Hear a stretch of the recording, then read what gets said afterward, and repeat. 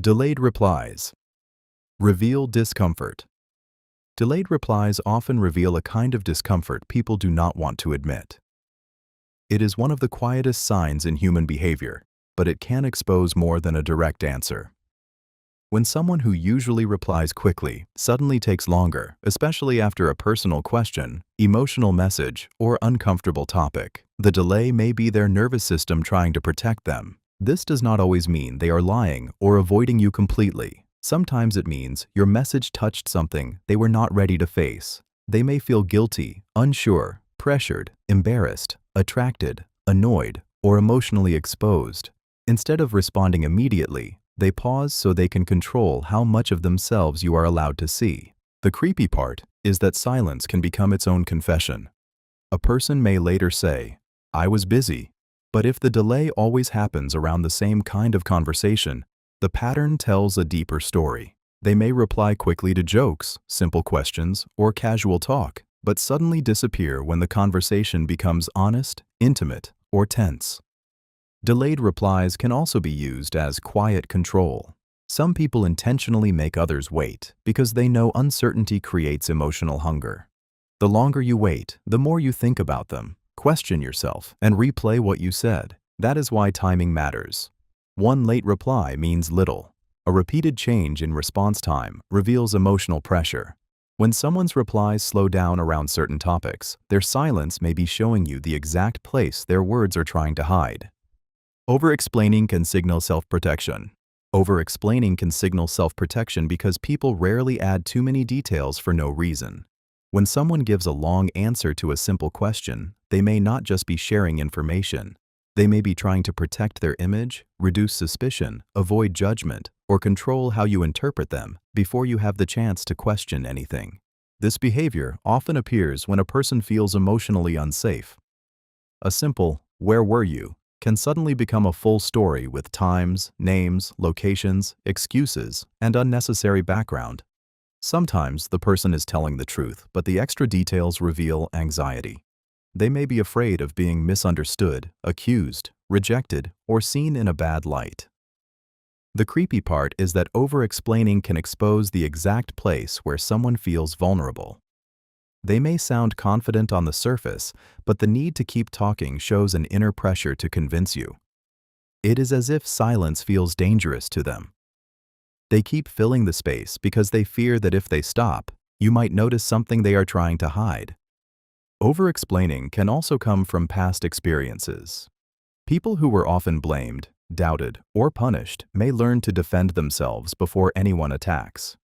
They explain too much because they are used to not being believed. But in some cases, over-explaining is used deliberately. A person may overload you with details, so you become too tired, confused, or distracted to ask the real question. That is why the key is not just what they say, but why they need so many words to say it. Sudden formality often means distance.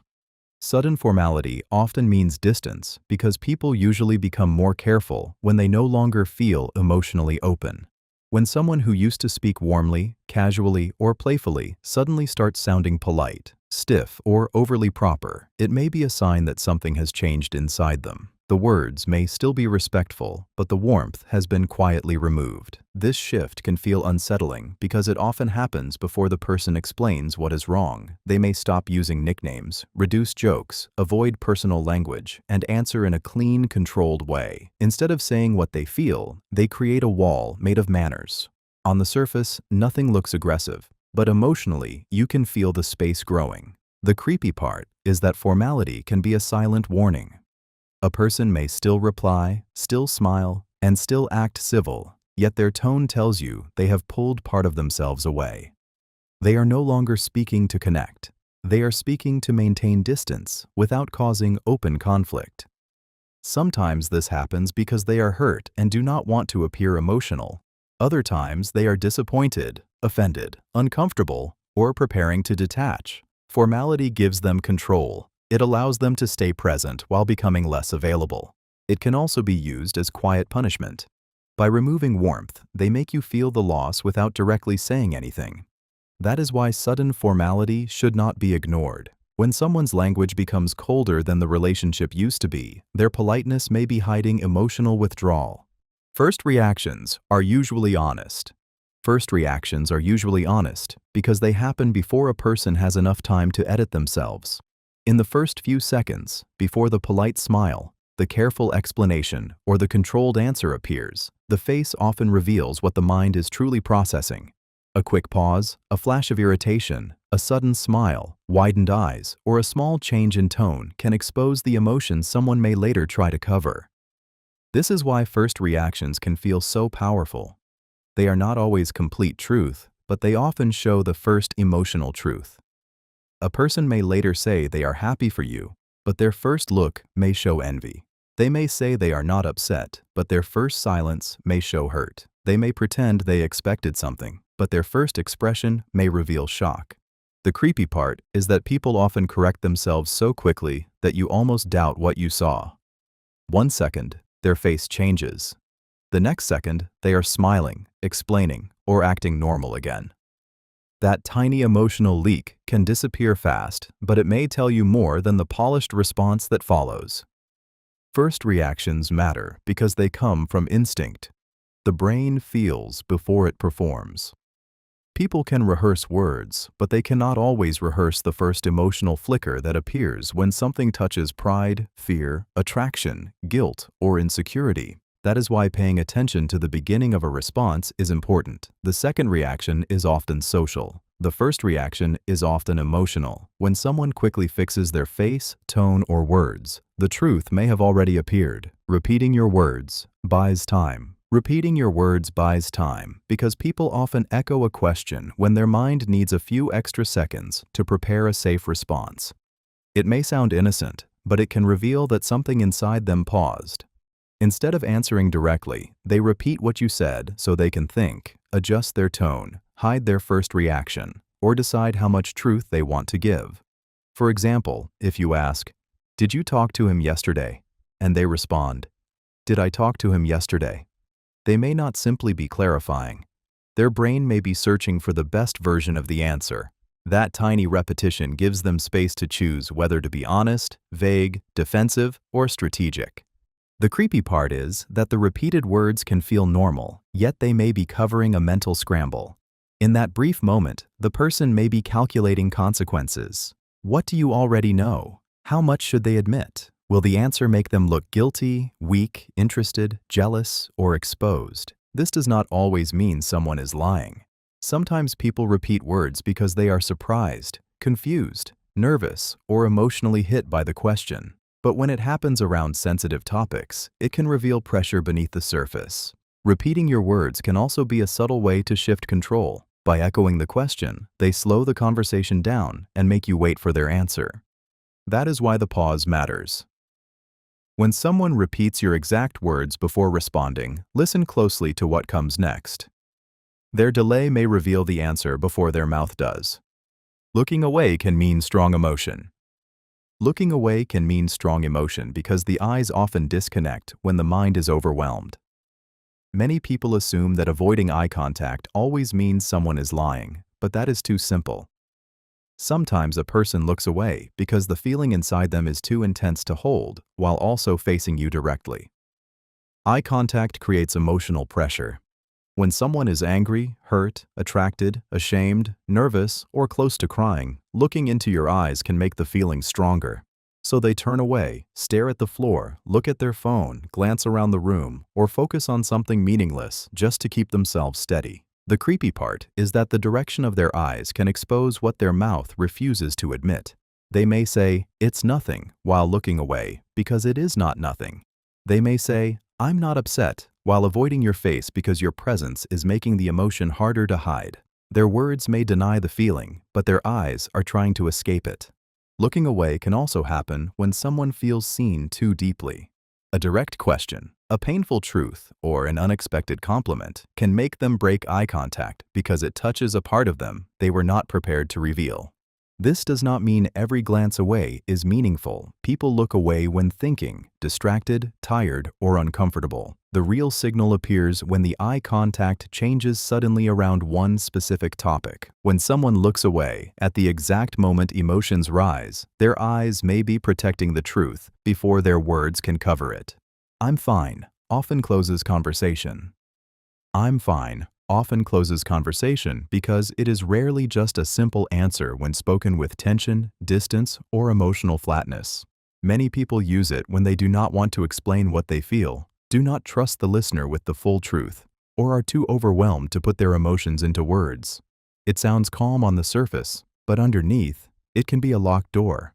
When someone says, "I'm fine" too quickly, too coldly, or without any real detail, they may be trying to stop you from coming closer. They are not always saying, "There is no problem." Sometimes they are saying, "I do not want to talk about this with you right now." Other times, they are hiding hurt, anger, disappointment, jealousy, fear, or exhaustion behind a phrase that seems harmless. The creepy part is that "I'm fine" can make the other person feel confused. You sense something is wrong, but the words deny it. The face may look tight, the tone may sound empty, the energy may feel different. Yet because they said they are fine, you are left questioning your own perception. This phrase can also become a quiet form of emotional control.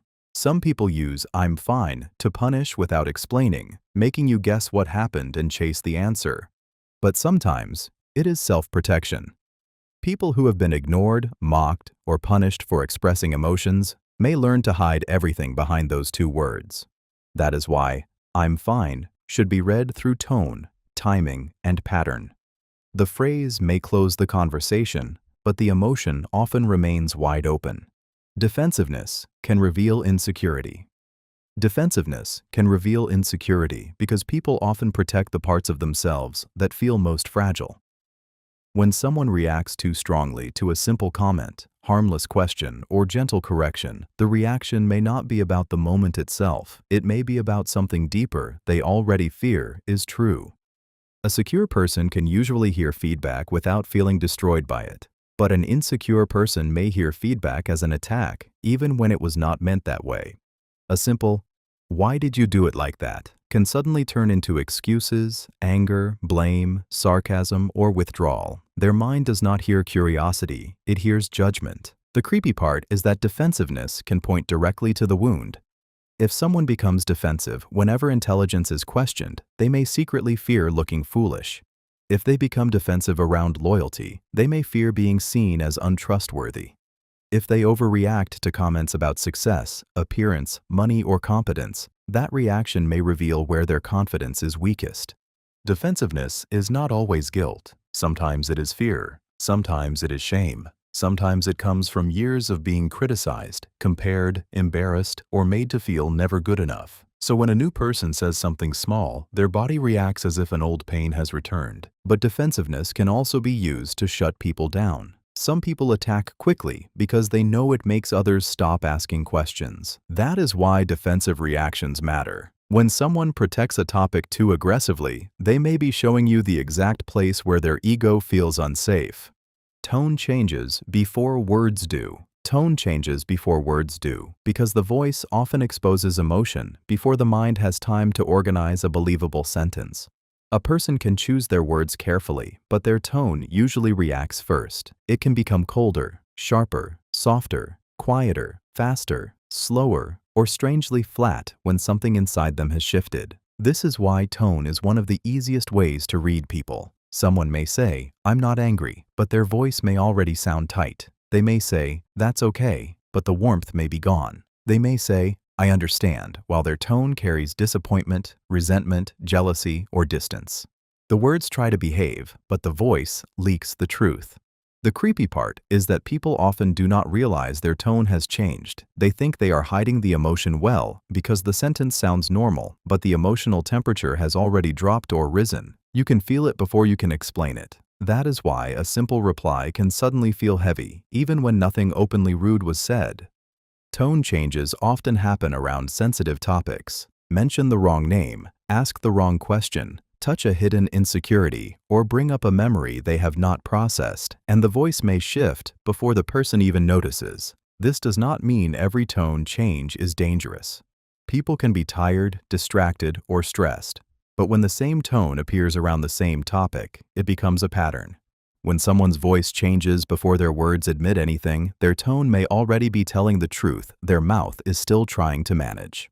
Overcriticism often hides insecurity. Overcriticism often hides insecurity because people sometimes attack in others what they secretly fear in themselves. When someone constantly points out flaws, mistakes, weaknesses, or imperfections, it may look like confidence on the surface. But underneath, it can reveal a mind that is trying to feel superior because it does not feel secure.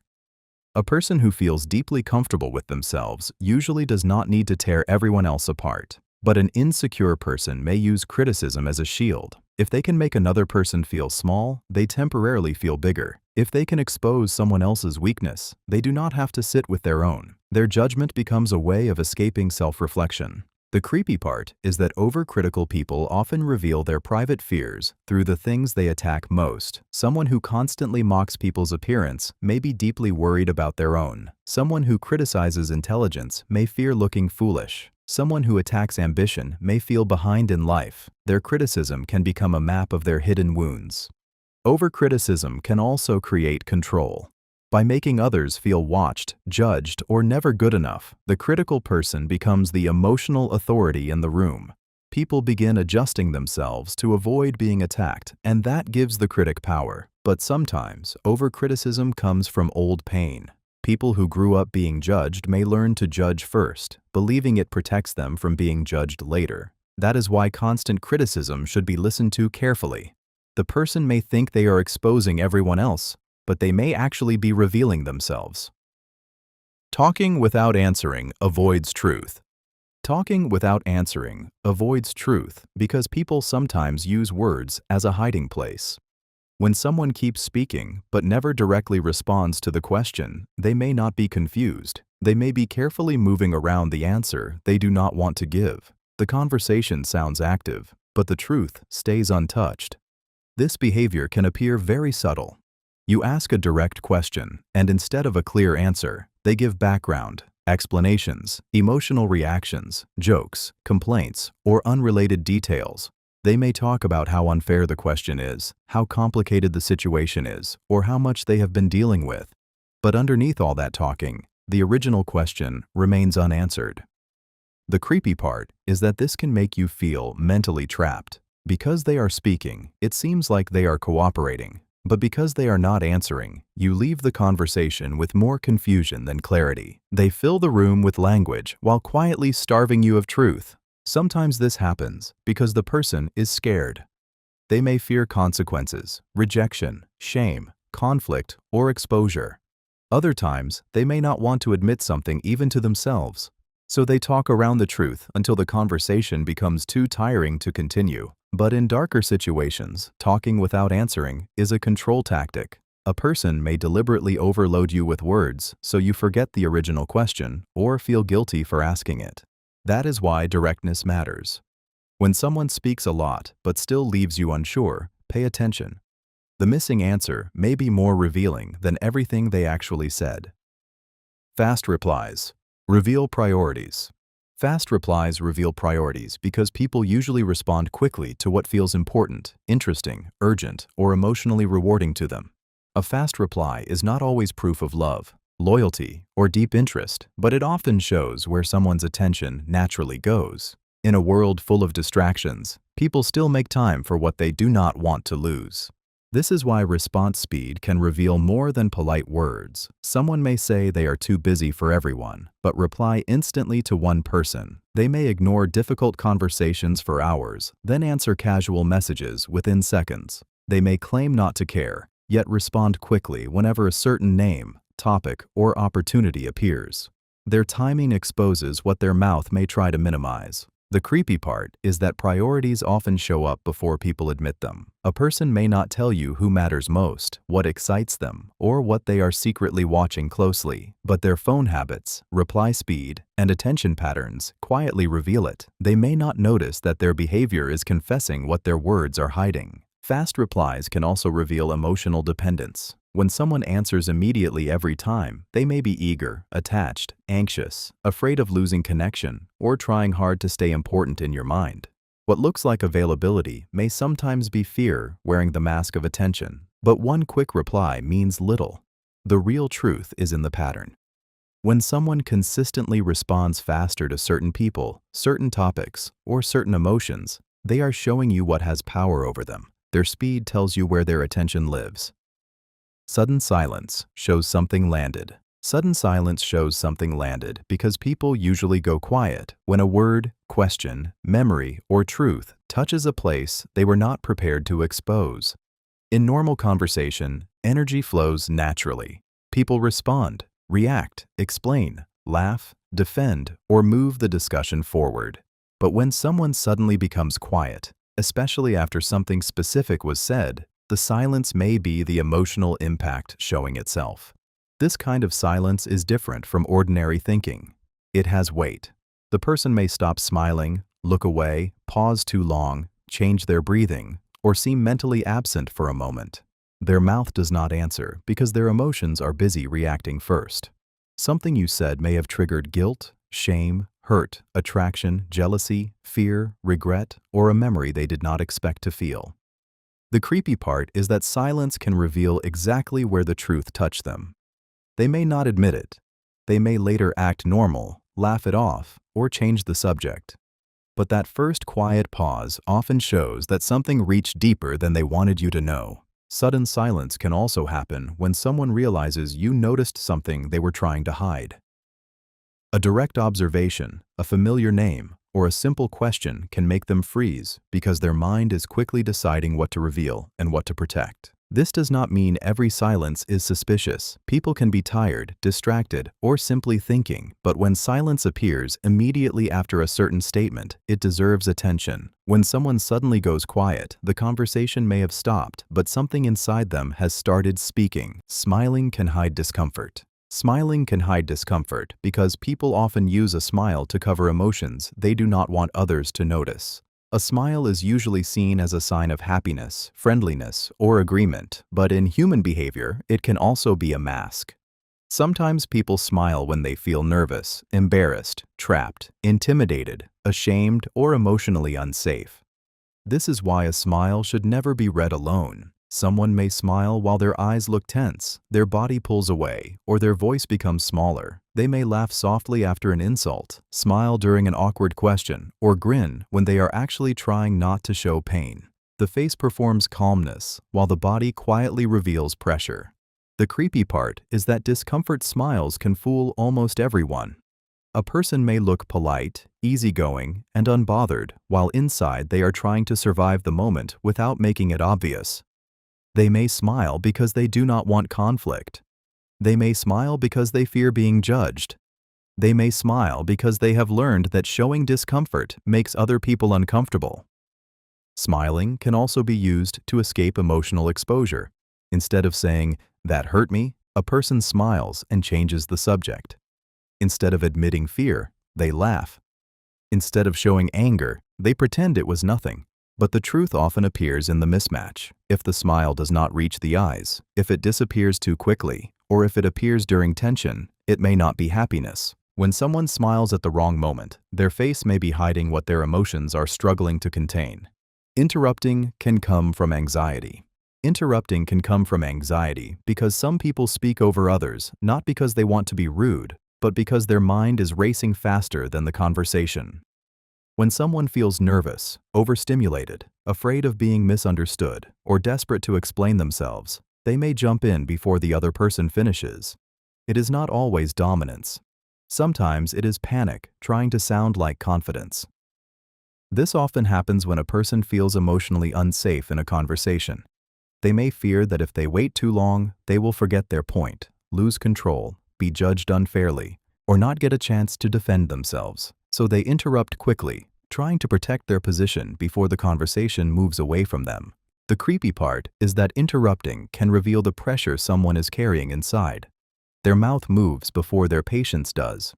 They may not even notice they are cutting you off because their attention is not fully on listening. It is on surviving the discomfort of what might be said next. Interrupting can also expose insecurity. A person who constantly jumps in may be afraid that silence will make them look weak, slow, guilty, or unimportant. They may rush to prove they understand, prove they are right, or prove they still have control. But interrupting can also become a control tactic. Some people use it to block uncomfortable truths, redirect blame, or stop you from finishing a point that might expose them. That is why interruption should be read carefully. When someone cannot let you finish, they may not only be speaking, they may be trying to outrun their own anxiety. I don't care often means they do. I don't care often means they do because people usually do not need to announce indifference when they are truly unaffected. Real indifference is quiet. It does not defend itself, repeat itself, or try to convince anyone. So when someone keeps saying they do not care, especially with anger, sarcasm, tension, or sudden coldness, there may be an emotion underneath that they are trying hard to bury. This phrase often appears when pride is protecting pain. A person may say they do not care about being ignored, rejected, replaced, criticized, or left out, but their tone reveals the wound. They may act careless because admitting the truth would make them feel exposed. Saying, "I don't care," gives them a shield. It lets them pretend they are above the situation when they are actually affected by it. The creepy part is that the phrase can reveal the opposite of what it claims. The more aggressively someone insists they do not care, the more emotional energy they may be spending to look untouched. They may watch the situation closely, ask indirect questions, bring it up repeatedly, or react strongly whenever the topic appears. Sometimes "I don't care" means "I care, but I refuse to give you the satisfaction of knowing." Other times it means "I care so much that I need to kill the feeling before it embarrasses me." That is why the phrase should be read through behavior. If someone truly does not care, their actions will be calm. If they keep proving they do not care, they probably still do. Too many details can signal control. Too many details can signal control because people sometimes use information to shape how you think before you have the chance to question them. When someone gives far more details than the situation requires, they may not simply be explaining. They may be trying to guide your attention, manage your suspicion, and build a version of events that feels too complete to challenge. This often happens when a person feels the need to sound believable.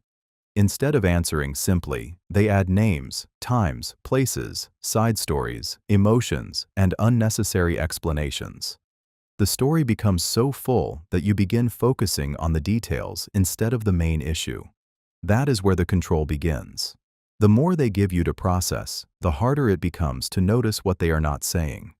The creepy part is that excessive detail can feel honest while quietly being strategic. A person may speak with confidence, remember tiny things, and sound extremely prepared, but that preparation can sometimes reveal pressure. They may be building a wall of words around one uncomfortable truth. This does not always mean someone is lying. Some people overshare because they are nervous, afraid of being misunderstood, or used to defending themselves. But when too many details appear only around sensitive questions, it can become a signal. Too many details can also be used to exhaust you. If the explanation becomes long enough, you may stop asking, stop challenging, or feel guilty for doubting them. That is why the amount of detail matters. When a simple answer becomes a complicated performance, the person may be trying to control not just the story, but your reaction to it. The body turns toward desire. The body turns toward desire because people often face what they want before they admit it with words. The mouth can deny interest, the mind can create excuses, and the person can pretend to be neutral, but the body usually follows attention. When someone's feet, shoulders, chest, or gaze naturally angle toward a person, object, door, phone, or opportunity, it can reveal where their real focus is going.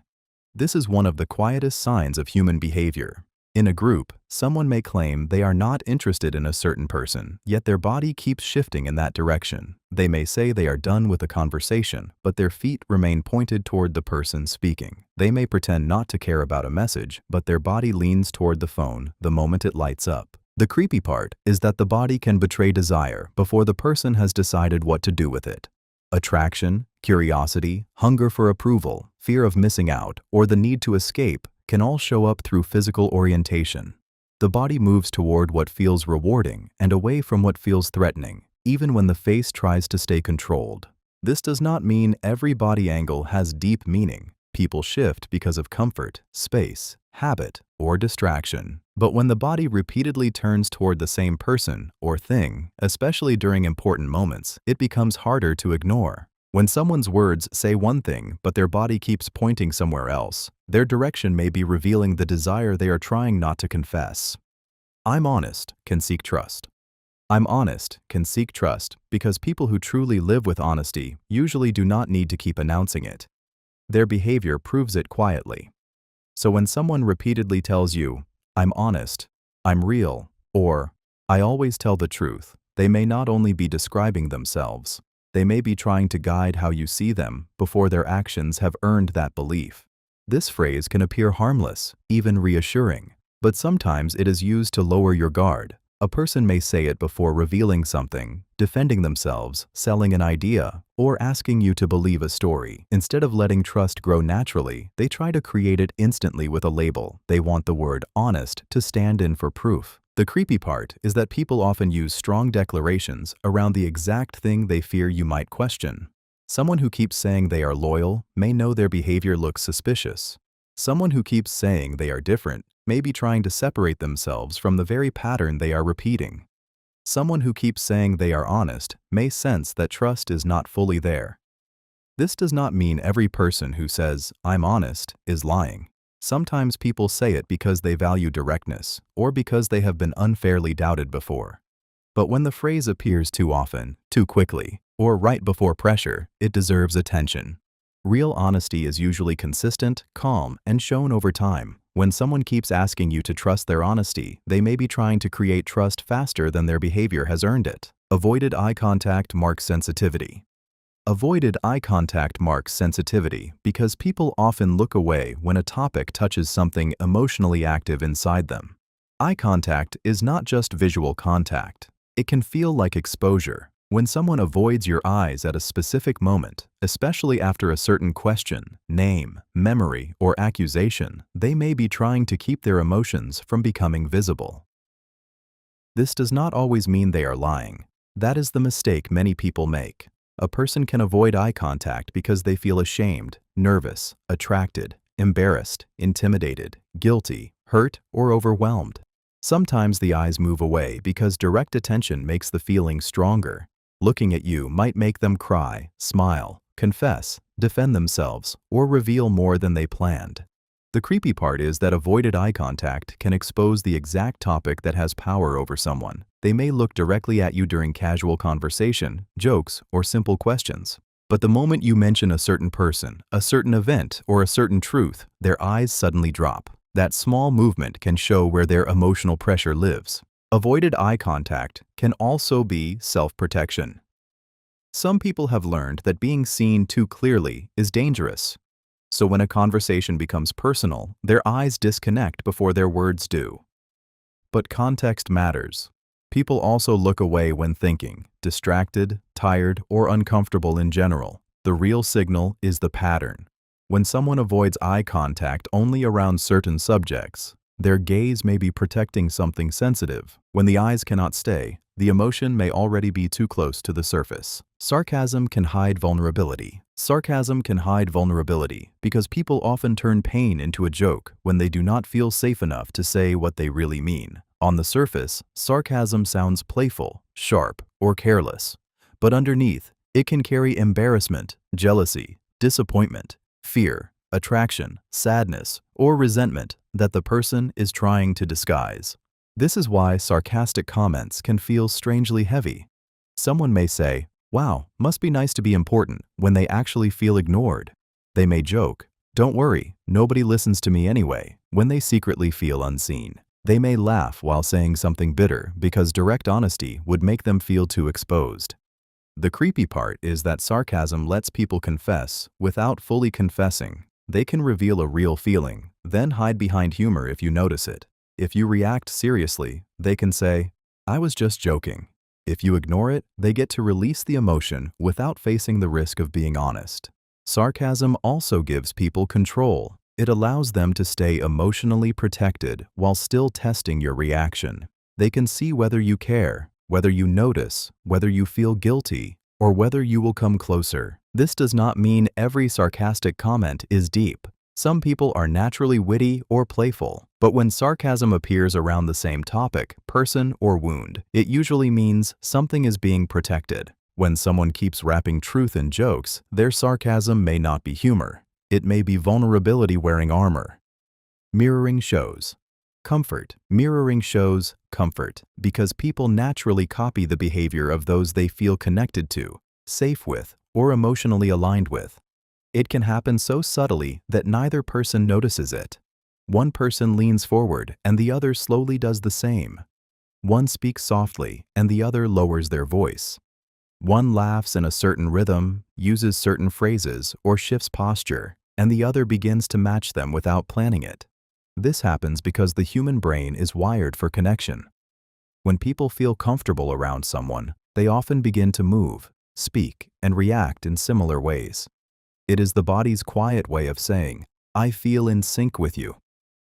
The more relaxed someone feels, the more naturally their behavior may begin to match yours. The creepy part is that mirroring can expose connection before words admit it. Someone may act indifferent, but their body keeps copying your gestures. They may say they are not emotionally invested, yet they match your tone, your pace, your expressions, or even your small habits. Their behavior begins to reveal a bond their mouth may still deny. Mirroring can also happen when someone wants approval. A person may unconsciously copy you because they want to be liked, accepted, or included. In some cases, people mirror deliberately to create trust and make you feel close to them faster. That is why mirroring should be read carefully. Natural mirroring feels smooth and unforced. Fake mirroring feels too perfect, too fast, or too calculated. When someone matches your energy without effort, their comfort may already be speaking through their body. Dropping your name can show distance. Dropping your name can show distance because names often carry warmth, familiarity, and emotional connection.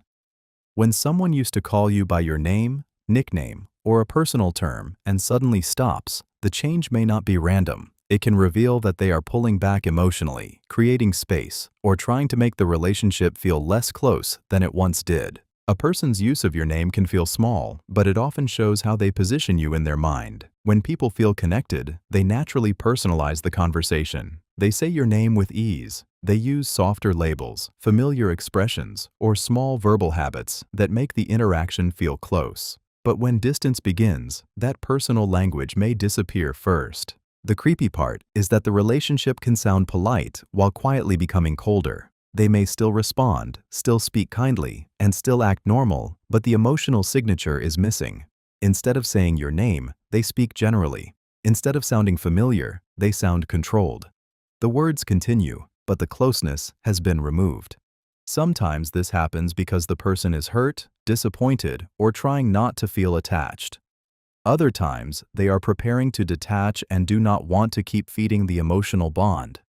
Removing your name becomes a quiet way of lowering intimacy without announcing it. It can also be used as subtle punishment. By withholding familiar language, they make you feel the distance without explaining the reason. That is why name changes matter. When someone stops saying your name the way they used to, they may have already started moving you farther away inside their mind. Small corrections can reveal resentment. Small corrections can reveal resentment because people often release hidden irritation through tiny comments before they ever admit they are upset. On the surface, the correction may look harmless. They adjust your wording, question your memory, fix a small detail, or point out something that does not truly matter. But underneath, that small correction may carry an emotional charge that has been building quietly. This is why repeated corrections can feel heavier than the words themselves. Someone may say, "That's not exactly what happened. You always say it wrong," or "That's not how I meant it," in a tone that feels sharper than necessary. The issue may not be the detail. The detail may simply be the safest place for their resentment to escape. The creepy part is that resentment often hides behind accuracy. A person can make you feel corrected, judged, or reduced while still pretending they are only being precise. Because the correction is technically small, you may feel confused for reacting to it, but your body senses the emotional sting behind the words. Small corrections often appear when someone has unresolved frustration, jealousy, disappointment, or a need to feel superior. They may not feel comfortable saying, "I'm hurt," I feel ignored, or I'm angry with you. So they pick at little things instead. This can also become a quiet control tactic. By constantly correcting you, they train you to second-guess yourself and become careful around them. That is why patterns matter. One correction may mean nothing, but when someone keeps correcting small things with unnecessary sharpness, the real message may not be accuracy. It may be resentment looking for a polite disguise.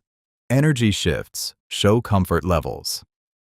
Energy shifts show comfort levels because people often change before they explain. A person may use the same words, stay in the same room, and act like nothing is different, but their energy can quietly reveal whether they feel safe, tense, guarded, excited, or emotionally uncomfortable around someone. This is why watching how a person's mood changes around different people can tell you a lot. They may become louder around one person, quieter around another, playful with someone else, and stiff the moment a certain name enters the room. Their body may relax, their voice may soften, their face may open, or their entire presence may shrink depending on who they are near. The creepy part is that energy shifts can expose hidden feelings before the person is ready to admit them. Someone may claim they are fine with a person, but their smile disappears when that person arrives. They may say they do not like someone, yet become brighter, more alert, and more alive when that person speaks. They may say a place feels normal, but their body becomes tense the moment they enter it. Energy does not lie as easily as words do. People can rehearse explanations, but they cannot always control the emotional atmosphere they bring into a room.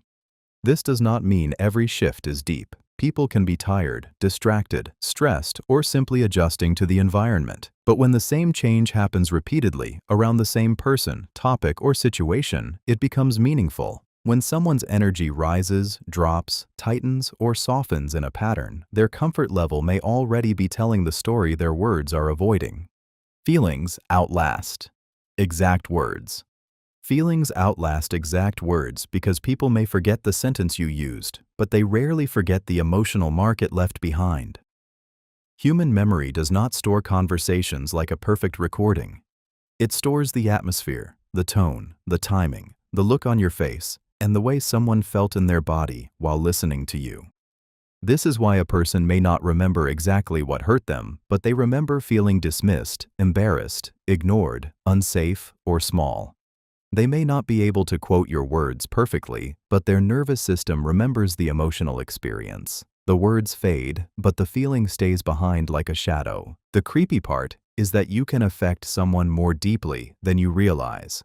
A casual joke, a cold reply, a disappointed tone, or a moment of silence can remain in someone's mind long after you have moved on. You may think the conversation ended, but inside them, the feeling may keep replaying. This also explains why people sometimes react strongly to something that seems small. They are not only reacting to the words in front of them, they may be reacting to every similar feeling they have carried before. One sentence can wake up an old wound because the emotion feels familiar. Feelings also shape how people remember you. If someone consistently feels safe around you, they may forgive imperfect words. But if they often feel judged, rejected, or tense around you, even harmless words can start sounding threatening. That is why emotional impact matters. People may forget your exact sentence, but they remember whether being near you made them feel safe or wounded. Jokes can hide pain. Jokes can hide pain because people often laugh at the things they are not ready to cry about. Humor can be a safe place to put emotions that feel too heavy, too embarrassing, or too vulnerable to say directly. On the surface, the person looks playful. They make everyone laugh, change the mood, and act as if nothing touches them deeply. But underneath, the joke may be carrying a truth they are afraid to speak plainly. This is why some jokes feel different. They are funny, but there is a sadness inside them. Someone may say, "I'm always the forgotten one," and laugh before anyone can respond. They may joke about being alone, unwanted, broke, tired, rejected, or emotionally exhausted, but the humor is not random. It may be the only way they know how to reveal pain without feeling exposed. The creepy part is that jokes allow people to confess and escape at the same time. If you take the joke seriously, they can say, "I was only kidding." If you ignore it, they get to hide again. Humor becomes a door they open slightly, then close the moment someone notices what is behind it.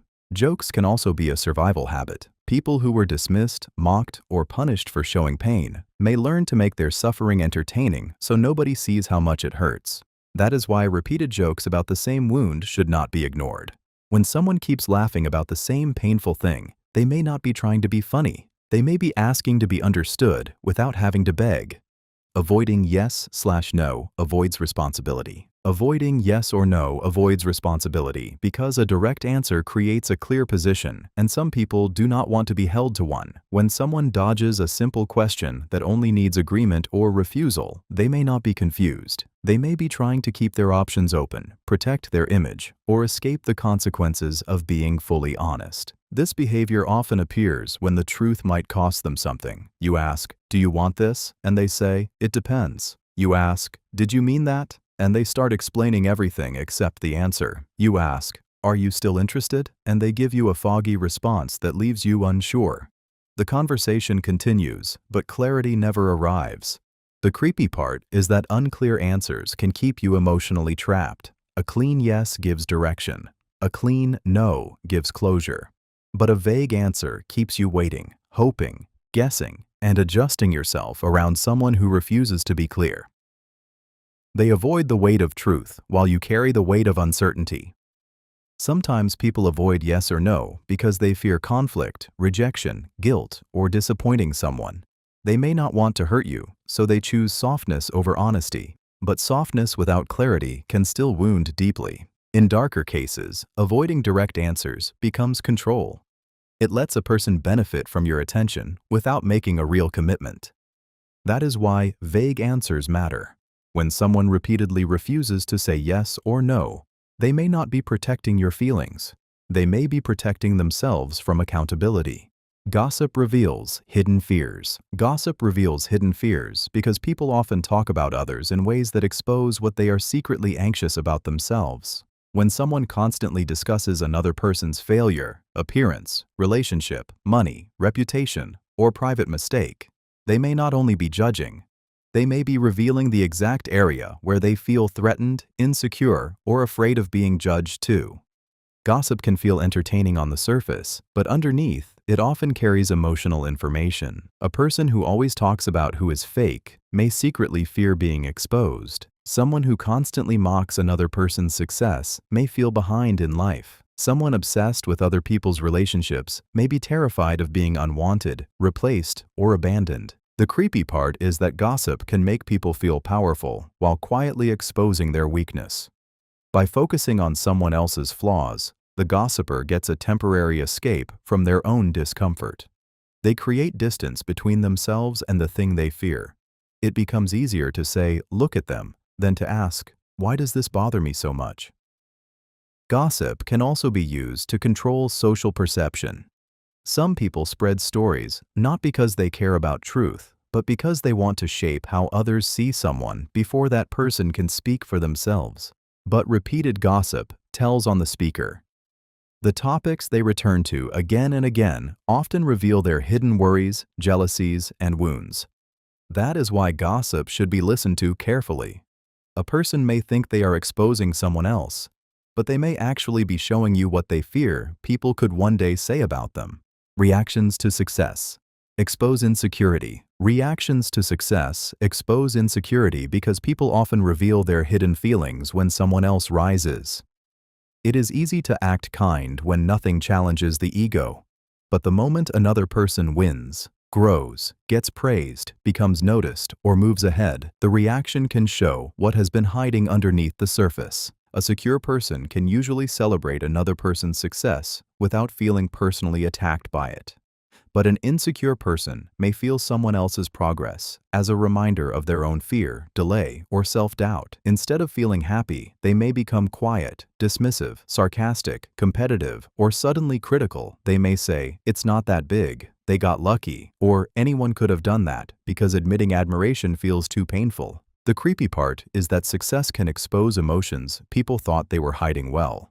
Someone may smile, clap, or say congratulations, but their face, tone, timing, or lack of enthusiasm may reveal envy. They may ask strange questions, reduce the achievement, change the subject, or disappear when you expected support. This reaction does not always mean they hate the successful person. Sometimes it means they are fighting an uncomfortable mirror. Your success may remind them of what they have not started, what they lost, what they fear they cannot become, or where they feel left behind. In darker situations, insecurity turns into sabotage. A person may pretend to support you while quietly hoping you fail, because your growth makes their stagnation harder to ignore. That is why success is a powerful test. People can hide many things, but how they react when you rise often reveals what they truly carry inside. Small requests test boundaries. Small requests test boundaries because people often start with little demands before revealing how far they truly want to go. A small favor, a tiny exception, a harmless inconvenience, or a casual "just this once" may look innocent on the surface, but sometimes it is not really about the request. It is about watching how easily you move your limits. This is how boundary testing often begins. Someone asks you to reply faster, stay longer, forgive something small, share something private, change your plan, or ignore a minor discomfort. If you agree without question, they may learn that your boundary can be bent. If you hesitate, they may pressure, joke, guilt trip, or act disappointed to see whether you will still give in. The creepy part is that the first request is usually small enough to make you feel dramatic for refusing. You may think, it is not a big deal, while they are quietly learning how much access they can gain. The danger is not always the request itself. The danger is the pattern it begins. Some people test boundaries because they are insecure and need reassurance that you care. Others do it because they are used to taking more than they give. In darker cases, they use small requests to train compliance, slowly making you more comfortable with ignoring your own discomfort. That is why your reaction to small requests matters. A person who respects you will accept a clear no without punishment. A person who only wanted control will reveal themselves the moment your boundary blocks their desire. Over-apologizing may show fear. Over-apologizing may show fear because people often say sorry too much when they are trying to prevent rejection, anger, disappointment, or conflict before it happens. On the surface, it can look polite, gentle, or considerate, but underneath, repeated apologies can reveal a nervous system that expects punishment for even the smallest mistake. This often appears in people who have learned to feel responsible for everyone's mood. They apologize for asking questions, taking up space, needing help, replying late, speaking honestly, or making a normal human error. They may say sorry before they even know what they did wrong because their first instinct is to reduce tension. The creepy part is that over-apologizing can show how deeply someone has been trained to fear being a problem. They may not be apologizing because they truly harmed anyone. They may be apologizing because they are afraid of being disliked, abandoned, criticized, shouted at, or seen as difficult. Their apology becomes a shield against emotional danger. Sometimes over-apologizing comes from past experiences where love felt conditional. If someone grew up around harsh criticism, unpredictable anger, or people who made them feel guilty for having needs, they may learn to apologize as a survival habit. But over-apologizing can also invite unhealthy dynamics. The wrong person may notice it and use it as proof that they can blame, pressure, or control them more easily. That is why repeated apologies should be read carefully. When someone says sorry for simply existing, they may not be showing guilt. They may be showing fear that their presence is too much. Never apologizing protects ego. Never apologizing protects ego because saying sorry requires a person to face the possibility that they were wrong, careless, unfair, or hurtful. For some people, that moment feels too threatening. An apology may look simple from the outside, but inside them, it can feel like losing power, admitting weakness, or letting someone else stand above them. This is why some people avoid apologies even when the truth is obvious. They may explain, defend, blame, joke, minimize, or change the subject instead of saying the words directly. They may say, "You took it the wrong way," "That was not my intention," or "You are too sensitive," because admitting harm would force them to look at themselves without protection. The creepy part is that refusing to apologize can become a way of controlling reality. If they never admit fault, they leave you carrying the confusion. You begin wondering whether you overreacted, misunderstood, or expected too much. Their silence becomes a wall that blocks accountability while making you question your own pain. Sometimes this behavior comes from deep insecurity. A person who cannot separate mistakes from identity may feel that being wrong means being worthless, so they protect the ego at all costs, even if it damages the relationship. But in darker cases, never apologizing is not fear. It is entitlement. They believe your hurt matters less than their image. That is why the absence of apology matters. A person who never says sorry may not be strong. They may simply be more committed to protecting their pride than repairing the damage they caused. Last word, people need control. Last word, people need control because ending the conversation on their terms makes them feel powerful, safe, or emotionally protected. For them, the final sentence is not just a sentence. It is a way to claim dominance, protect pride, avoid feeling defeated, and make sure the other person does not get the emotional advantage. This behavior often appears during arguments, corrections, or tense conversations. Even when the issue has already been explained, they add one more comment.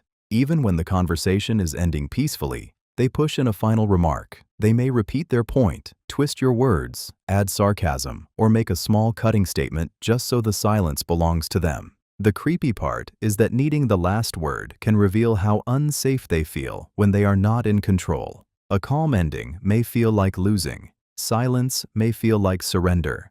Letting you speak last may feel like giving you power over the story. So they keep reaching for the final line, not because it adds truth, but because it restores their ego. Sometimes this comes from insecurity. People who fear being ignored, dismissed, or misunderstood may keep talking because they need proof that their voice still matters. But in darker cases, the last word becomes a weapon. They use it to leave you irritated, guilty, confused, or emotionally unfinished. That is why last word behavior matters. When someone cannot let a conversation close without owning the final moment, they may not be seeking understanding. They may be trying to control the emotional ending. Sudden niceness may signal guilt. Sudden niceness may signal guilt because people often become unusually kind when they are trying to cover, repair, or soften something they do not want to admit. When someone who was distant, cold, careless, or emotionally unavailable suddenly becomes warm, generous, attentive, or overly sweet, the change may not be random. It may be their conscience trying to quiet itself. This does not mean every kind gesture is suspicious. People can become nicer because they miss you, value you, or want to improve the relationship. But when the niceness appears suddenly after tension, dishonesty, betrayal, secrecy, or an uncomfortable silence, it may be a sign that guilt is sitting underneath the behavior. The creepy part is that guilt can make people act loving without being fully honest. They may compliment you more, check on you more, give gifts, explain less, or act unusually patient because they are trying to balance what they did with how they now behave. Instead of confessing, they compensate. Instead of telling the truth, they become softer. Sudden niceness can also be used to distract you. If they sense you are close to noticing something, they may become charming so you lower your guard. Warmth becomes a cover. Attention becomes a smokescreen. Kindness becomes a way to redirect your instincts. That is why timing matters. Niceness is beautiful when it is consistent. But when kindness appears suddenly after strange behavior, it may be worth noticing. Sometimes people become sweeter not because nothing happened, but because something did. Quick defense reveals values. Quick defense reveals values because people usually protect what matters most to them before they even realize they are doing it. When a person immediately defends someone, something, or an idea, their reaction may show where their loyalty, fear, pride, identity, or emotional attachment truly lives. The speed of the defense is often the signal. A person may stay calm during many topics, but the moment you question their family, reputation, beliefs, relationship, money, success, intelligence, or personal choices, they react fast. They explain, argue, correct, interrupt, or become emotionally charged before the conversation has even developed. That quick reaction shows that the subject is not neutral to them. The creepy part is that people often reveal their deepest attachments by what they defend automatically. They may claim not to care about status, but defend their image aggressively. They may say they are over someone, but defend that person the second their name is mentioned. They may pretend a belief is casual, but respond as if you attacked their entire identity. Quick defense does not always mean someone is wrong. Sometimes it means they are loyal, protective, principled, or emotionally invested, but it still reveals something. It shows what they cannot easily watch being challenged. In darker situations, quick defense can expose guilt or hidden alignment. A person may defend a behavior too strongly because they secretly relate to it, benefit from it, or fear being connected to it. That is why fast reactions matter. When someone defends something before fully listening, they may not only be answering you, they may be showing you what they value, fear losing, or need to protect. Repeating the past shows attachment. Repeating the past shows attachment because people usually return to memories that still have emotional power over them. When someone keeps bringing up an old conversation, old relationship, old mistake, old betrayal, or old moment of happiness, they may not simply be remembering. They may still be emotionally tied to what happened. The past becomes a place people revisit when something inside them remains unfinished. They may say they are over it, but their words keep circling back. They may mention the same person, the same argument, the same loss, or the same disappointment again and again. Even when the topic seems unrelated, they find a way to bring it back into the present. The creepy part is that repetition can reveal what someone has not truly released. A person may laugh about the past, complain about it, minimize it, or pretend it no longer matters. But if they keep returning to it, the memory may still be alive inside them. Their mind may be trying to understand it, rewrite it, justify it, or keep the feeling close. Sometimes people repeat the past because they are hurt. Other times, they repeat it because they miss who they were, who they loved, or what they thought life would become. The memory may be painful, but it is still familiar, and familiar pain can be hard to leave. That is why repeated stories matter. When someone cannot stop bringing up the past, they may not be stuck in time. They may be attached to the emotion that time left behind. Subject changes. Avoid emotion. Subject changes avoid emotion because people often move away from topics that make them feel exposed. When a conversation gets too honest, too personal, or too close to something painful, some people do not answer directly. They redirect, they bring up something funny, mention another issue, ask you a question, check their phone, or suddenly act as if the conversation was never serious. This shift can look casual, but it often reveals emotional discomfort. A person may be comfortable talking about surface-level things, but the moment you mention feelings, responsibility, attraction, disappointment, guilt, or a difficult memory, they escape the topic. They may not say, "I cannot handle this." Instead, they change the subject and hope you follow them away from the truth. The creepy part is that the new topic becomes a hiding place. They can keep the conversation alive while quietly burying the emotion underneath it. You may leave feeling like something important was skipped, but because they kept talking, it becomes harder to accuse them of avoiding anything. Sometimes people change the subject because they are overwhelmed. They may not have the words, courage, or safety to face what is being discussed. Other times, they are protecting their image, avoiding accountability, or trying to stop you from reaching a truth they do not want revealed. This can also become a control tactic. If they can keep redirecting the conversation, they control what gets discussed and what stays untouched. That is why sudden subject changes matter. When someone repeatedly shifts away from the same emotional topic, they may not be distracted. They may be avoiding the place where the real feeling lives. Jealousy often sounds like advice. Jealousy often sounds like advice because people rarely want to admit when someone else's progress makes them uncomfortable. Instead of saying, "I feel threatened," they may disguise their insecurity as concern, wisdom, or protection. On the surface, they sound like they are helping you. Underneath, they may be trying to slow you down, make you doubt yourself, or pull you back to a level where they feel safe. This kind of jealousy can be very hard to notice because it does not always sound hateful. It may sound calm, mature, and reasonable. They may say, "Are you sure you can handle that? Don't aim too high. People like you should be careful. I just don't want you to get disappointed." The words seem caring, but the energy feels limiting. The creepy part is that jealous advice often attacks your confidence while pretending to protect you.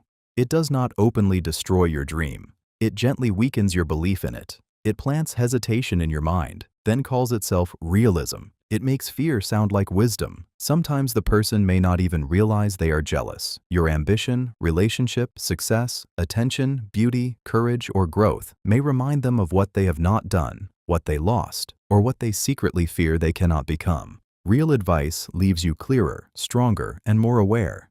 Jealous advice leaves you smaller, doubtful, and emotionally heavy. That is why you must listen to the feeling behind the words. When someone's advice always points you toward shrinking, waiting, hiding, or giving up, their concern may be jealousy wearing a careful mask. Busy can mean distance. Busy can mean distance because people often use busyness as a soft excuse when they do not want to admit they are pulling away. Everyone gets busy, and real life can be demanding. But when someone repeatedly says they are busy while making time for other people, other conversations, or other interests, the word may be hiding a change in priority. This is why busy should be read through patterns, not excuses.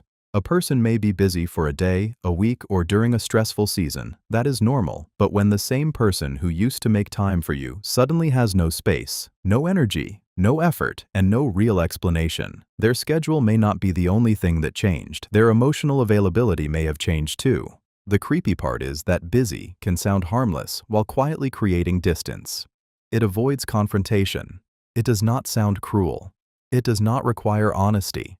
It simply keeps you waiting, understanding, and making excuses for someone who may already be detaching.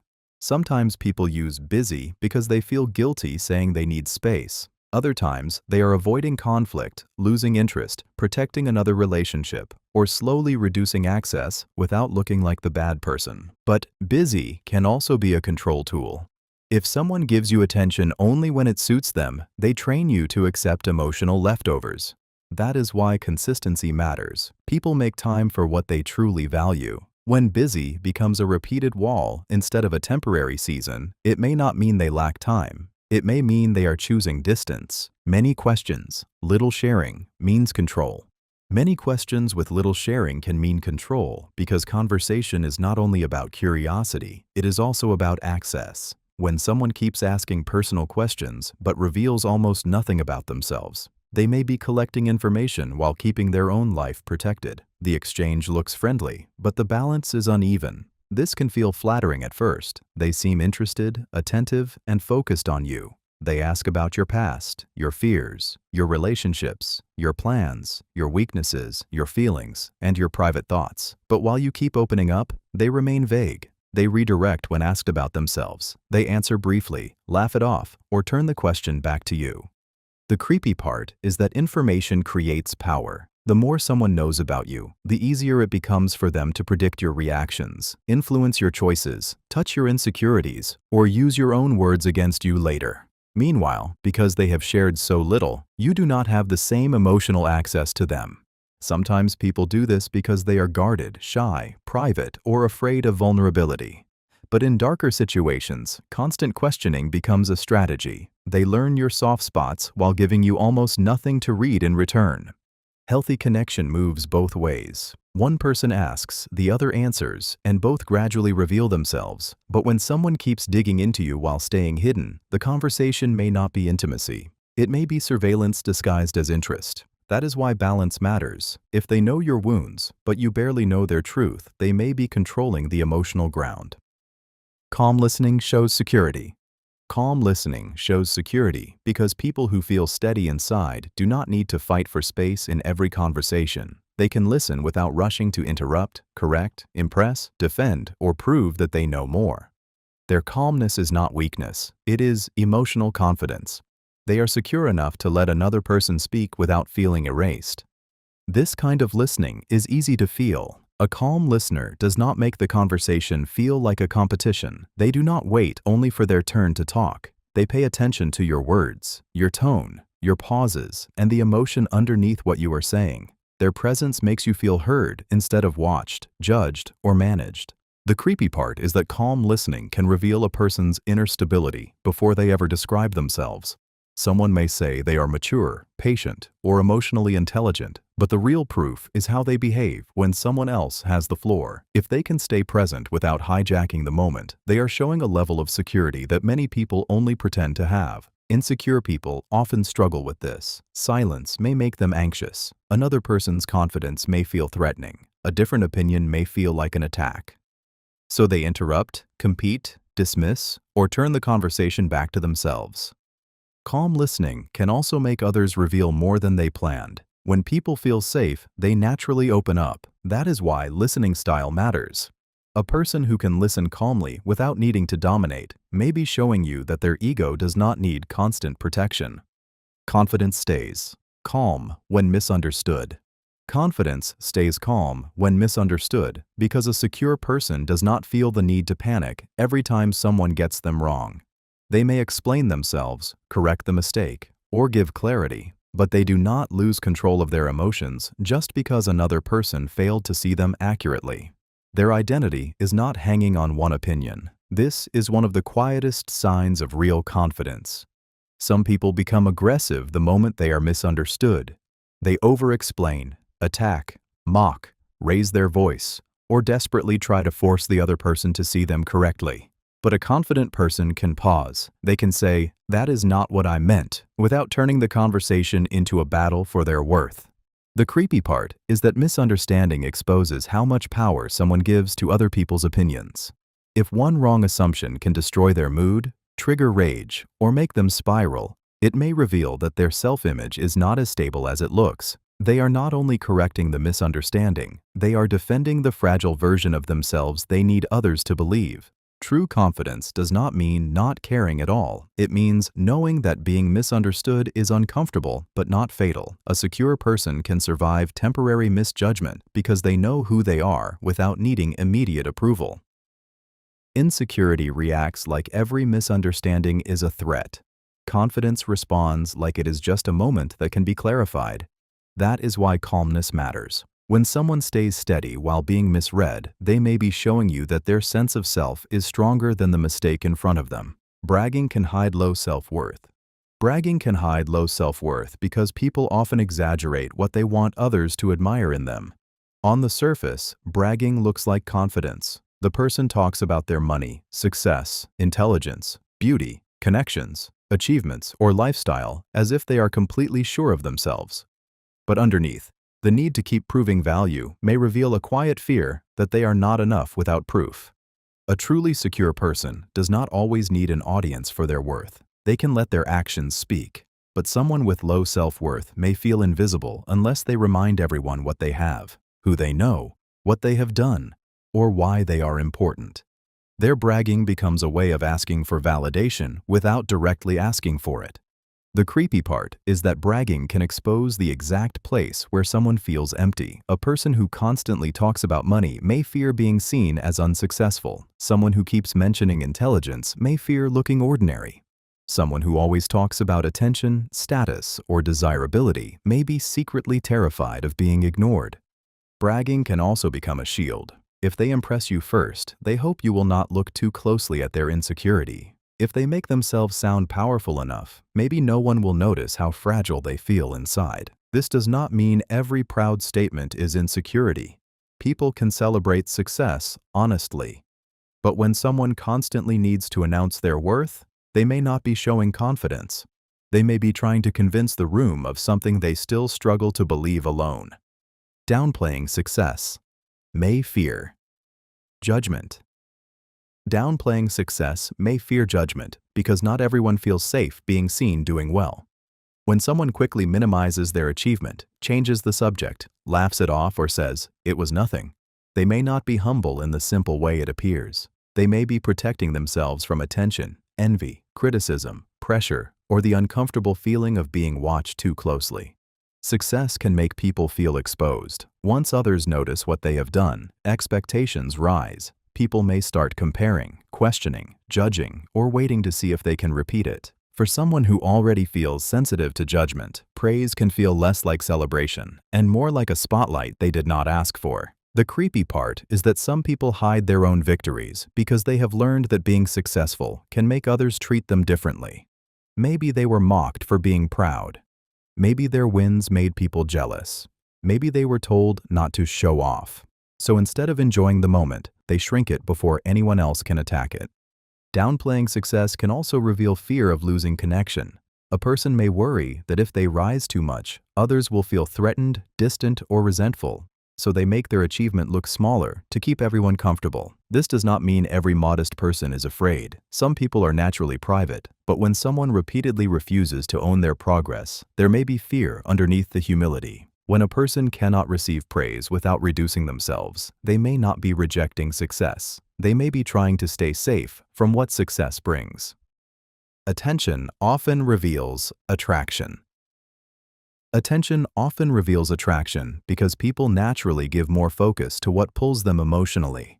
A person may try to hide interest with casual words, controlled behavior, or playful denial, but attention has a way of exposing what the mouth refuses to say. Who they notice, who they look for, who they reply to, and who they remember often tells the real story. Attraction is not always loud. Sometimes it appears as extra awareness. They notice small changes in your mood, your clothes, your voice, or your routine. They remember details you barely expected them to keep. They seem to know when you enter the room, when you go quiet, or when your energy changes. Even if they act normal, their attention keeps returning to you. The creepy part is that attention can reveal interest before the person has admitted it to themselves. They may say they do not care, but they keep watching. They may act distant, but they still remember what you said weeks ago. They may avoid direct confession, yet their focus follows you like a shadow. Attention can also show emotional investment beyond attraction. People pay attention to what they want, fear losing, feel curious about, or secretly compare themselves to. That is why the quality of attention matters. Is it warm, nervous, protective, competitive, hidden? One moment of attention means little, but repeated attention, especially when it is selective, becomes difficult to ignore. When someone gives you a level of focus they do not give everyone else, their attention may already be speaking the feeling they are trying to keep quiet. Remembering details shows investment. Remembering details shows investment because people usually keep what matters to them. A small detail may look ordinary on the surface, but when someone remembers what you said days, weeks, or even months later, it often reveals that they were paying closer attention than they admitted. Memory is not always random. Sometimes it is emotional selection. When a person remembers your favorite food, the story you told once, the date that mattered to you, the thing that hurt you, the way you like something done, or the small fear you casually mentioned, it can show that you occupy space in their mind. They did not just hear you in the moment, they carried a piece of you forward. The creepy part is that remembered details can expose hidden attachment. Someone may act casual, distant, or uninterested, but then they mention something only an invested person would remember. They may recall your exact words, your habits, your mood changes, or something you thought nobody noticed. Their memory becomes a quiet confession. This does not always mean romance or obsession. It can mean care, loyalty, curiosity, admiration, guilt, competition, or emotional importance. People remember what they value, what affects them, and what they keep returning to internally. But remembering details can also be used strategically. Some people store personal information to create false closeness, make you feel seen, or use your vulnerabilities later. That is why the feeling behind the memory matters. When someone remembers your details with warmth and respect, it shows investment. When they remember them to control, tease, or pressure you, it shows access being used as power. Coldness after warmth means protection. Coldness after warmth means protection because people often pull back when they feel they have revealed too much, felt too much, or come too close.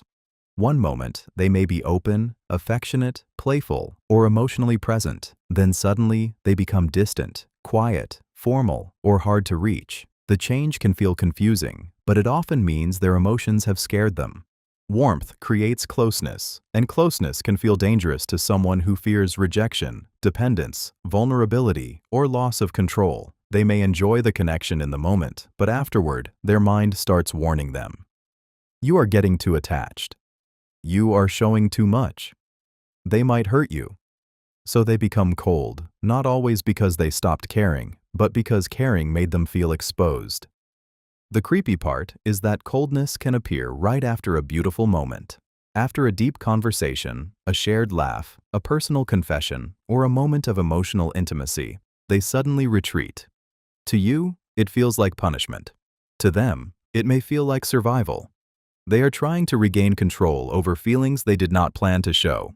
Sometimes this comes from past pain. People who were hurt after trusting someone may learn to disconnect the moment closeness feels too real. Their coldness becomes emotional armor. But coldness can also be used to control. Some people give warmth, then withdraw it, making you chase the version of them that felt safe. That is why sudden coldness matters. When warmth disappears too quickly, the person may not be empty. They may be protecting a feeling they are afraid to face. Constant blame avoids responsibility. Constant blame avoids responsibility because it lets a person escape the discomfort of looking at their own role in a situation.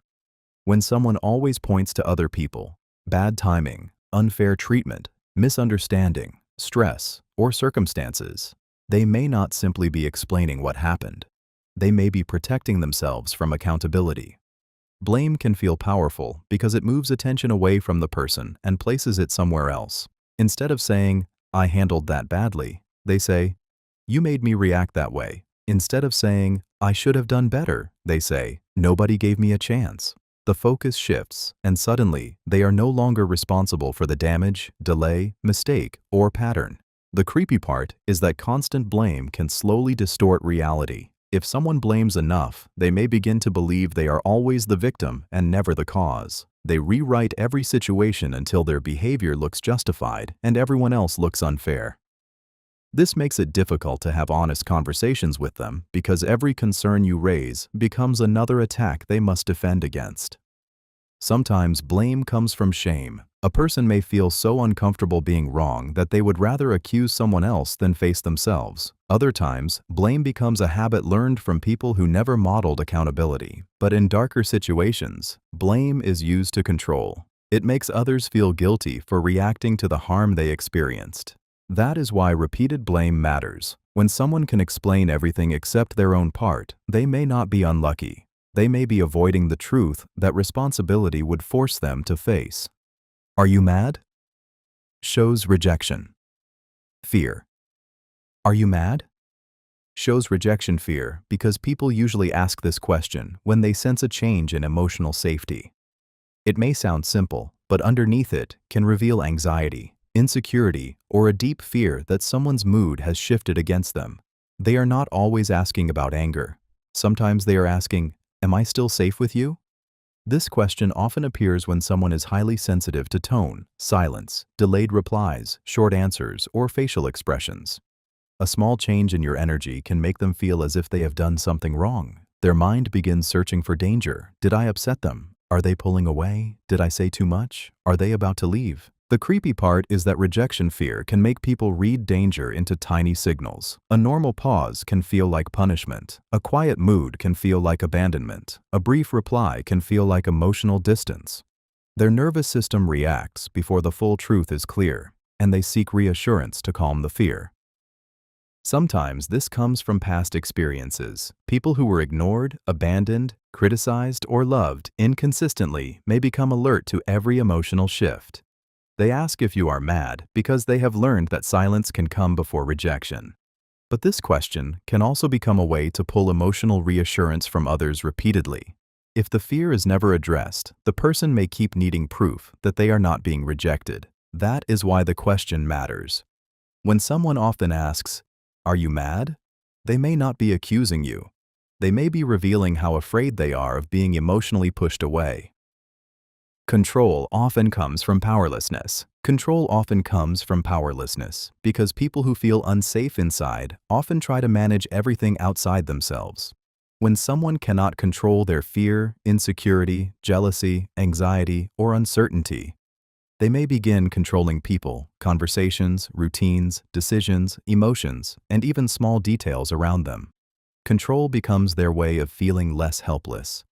This can appear in quiet ways. They may want to know where you are, who you spoke to, why you did something, what you meant, or what you plan to do next. They may insist things must happen their way, not because their way is always better, but because unpredictability makes them feel exposed. If they can control the situation, they do not have to feel the fear underneath it. The creepy part is that controlling people often present their behavior as care, concern, standards, or protection. They may say, "I just want what is best," "I am only trying to help," or "You know I worry."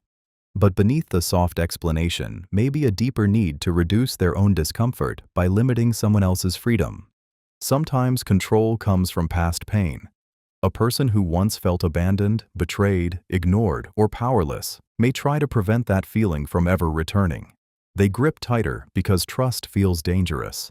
But control can become harmful when fear turns into ownership. Instead of managing their own emotions, they start managing your life. That is why control should be read carefully. When someone needs power over every detail, they may not feel powerful at all. They may be trying to escape the helplessness they carry inside. No follow-up questions. Show disinterest. No follow-up questions show disinterest because curiosity is one of the clearest signs that someone is mentally and emotionally present.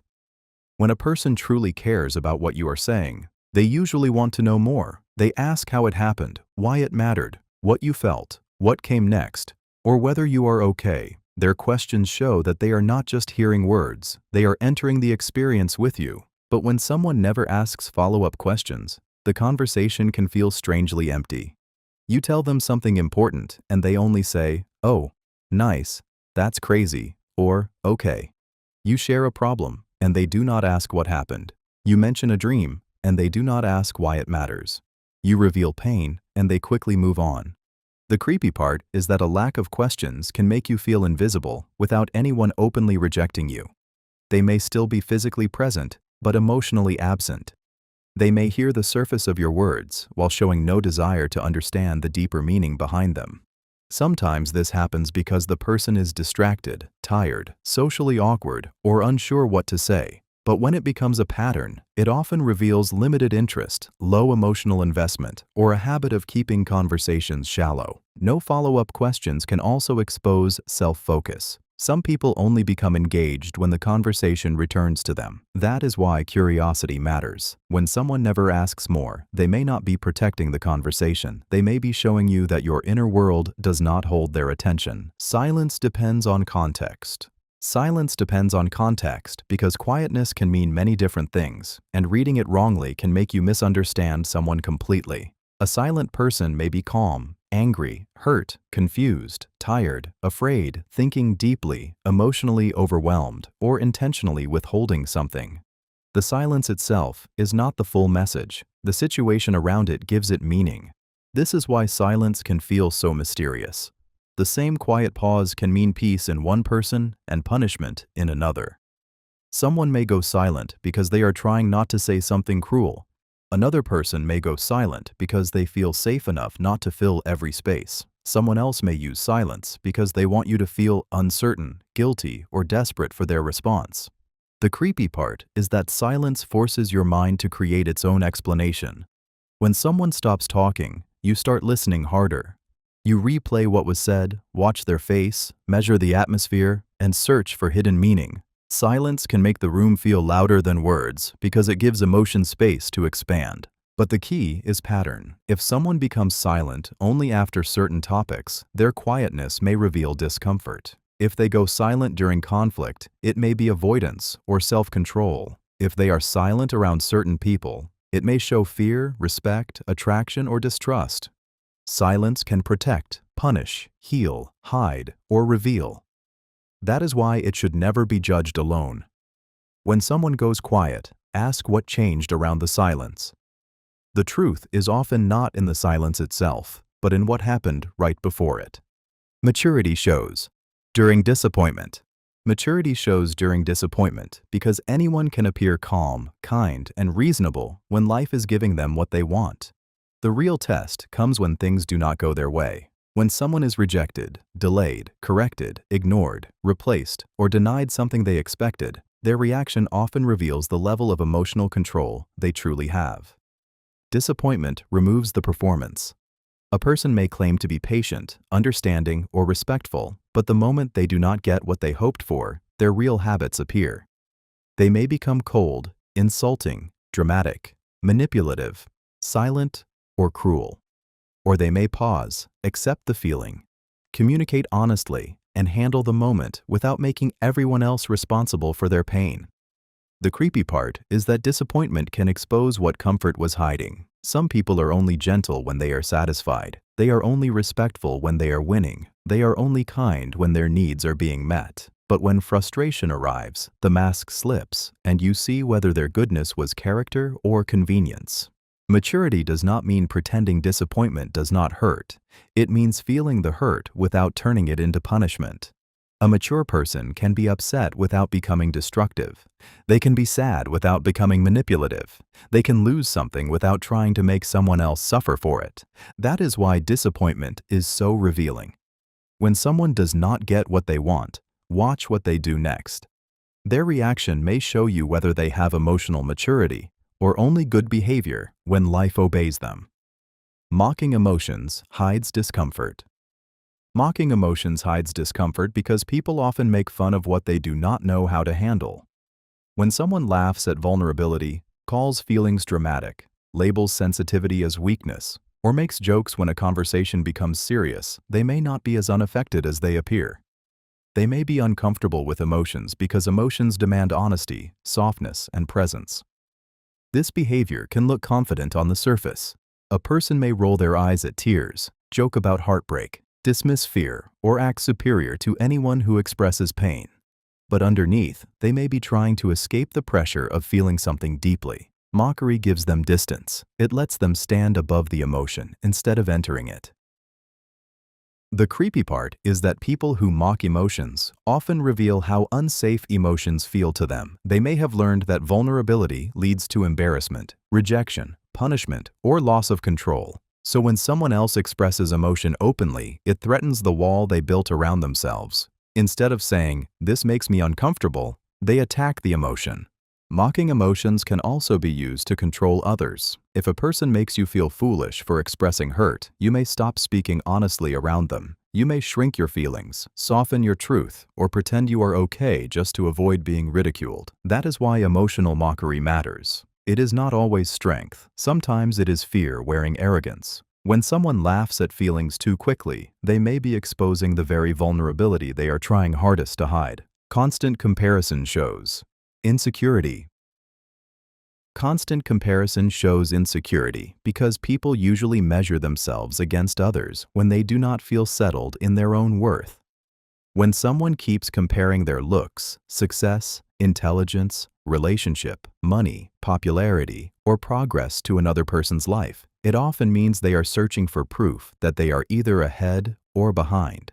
Their peace depends on where they think they stand.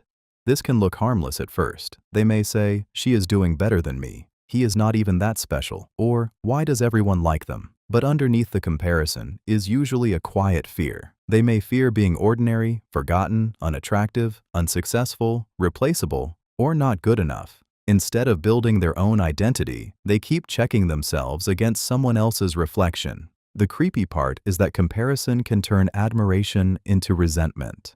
A person may secretly study someone they claim not to care about. They watch their growth, their attention, their relationships, and their confidence, then feel wounded by it. The other person's life becomes a mirror that keeps showing them what they fear they lack.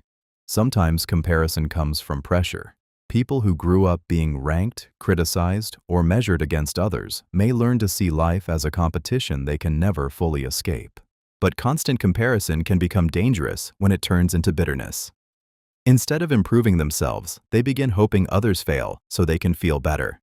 That is why comparison reveals so much. When someone cannot stop measuring themselves against others, they may not be judging those people. They may be exposing the insecurity they carry inside. Ex-friend gossip is a warning. Ex-friend gossip is a warning because the way someone speaks about people they used to love can reveal how they may speak about you when the relationship changes. When a person constantly exposes private details, mocks old friends, shares secrets, or turns every former connection into a villain, they may not simply be telling a story. They may be showing you their pattern. At first, it can feel like trust. They tell you what happened, why the friendship ended, and how badly they were treated. You may feel special because they are opening up. But if every ex-friend is evil, jealous, fake, toxic, or ungrateful, something deeper may be happening. They may be unable to take responsibility for their part, or they may enjoy controlling the narrative before anyone else can speak. The creepy part is that the same mouth that exposes someone else's secrets may one day expose yours. If they can casually repeat private conversations from a past friendship, they may not respect privacy as much as they claim. If they laugh while describing someone else's pain, they may not become kinder just because they currently like you. Sometimes people gossip about ex-friends because they are hurt and still processing what happened. But repeated character attacks, secret sharing, and one-sided stories should make you pause. Healthy people can explain why a relationship ended without destroying the other person completely. When someone turns every former friend into entertainment, evidence, or a warning story, they may already be showing you how they handle closeness after conflict. Kindness without benefit shows character. Kindness without benefit shows character because people reveal who they really are when there is nothing to gain. It is easy to be polite to someone powerful, attractive, useful, popular, or connected. But the deeper truth appears in how a person treats someone who cannot reward them, promote them, impress others, or give them anything in return. This is why small acts of kindness matter. Watch how someone treats service workers, strangers, children, older people, quiet people, and those who are easy to ignore. Do they speak with patience? Do they show respect? Do they still act decent when nobody important is watching? These moments reveal whether their kindness is real or simply a strategy. The creepy part is that some people are only kind when kindness benefits their image. They know how to perform goodness in public, speak softly when being observed, and act generous when praise is available. But when there is no audience, no reward, and no advantage, the mask can slip. Their patience disappears. Their respect becomes selective. Their warmth becomes conditional. True character is seen in invisible moments. A person who helps without needing credit, listens without needing control, and respects people without measuring their usefulness is showing something deeper than charm. They are showing internal values. But someone who is kind upward and cruel downward should be watched carefully. That pattern reveals hierarchy, not character. That is why kindness without benefit is powerful.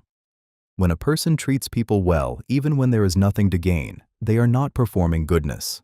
They are revealing who they are when performance is unnecessary. Inconvenience reveals patience. Inconvenience reveals patience because people often show their real emotional control when life interrupts their comfort. It is easy to appear kind, calm, and mature when everything is moving smoothly. But when plans change, traffic delays them, someone makes a mistake, service is slow, or a simple task becomes frustrating, their reaction can expose what was hiding underneath the polite surface. This is why small inconveniences can be surprisingly revealing. A person may speak beautifully about kindness, respect, and self-control, but the moment they have to wait, adjust, repeat themselves, or deal with discomfort, their true tolerance appears. They may become rude, impatient, sarcastic, aggressive, or entitled. Or they may stay calm, adapt, and handle the moment without making everyone around them pay for it. The creepy part is that inconvenience removes the mask quickly. Some people are only pleasant when life is easy. Their kindness depends on comfort. Their respect depends on speed. Their patience exists only when nobody is testing it. But the moment something blocks their desire, you see whether their character is stable or conditional. Inconvenience also reveals how a person treats people they see as responsible for their discomfort. Do they blame immediately? Do they insult? Do they humiliate others? Or do they understand that mistakes and delays are part of life? That is why patience should not be judged during perfect moments.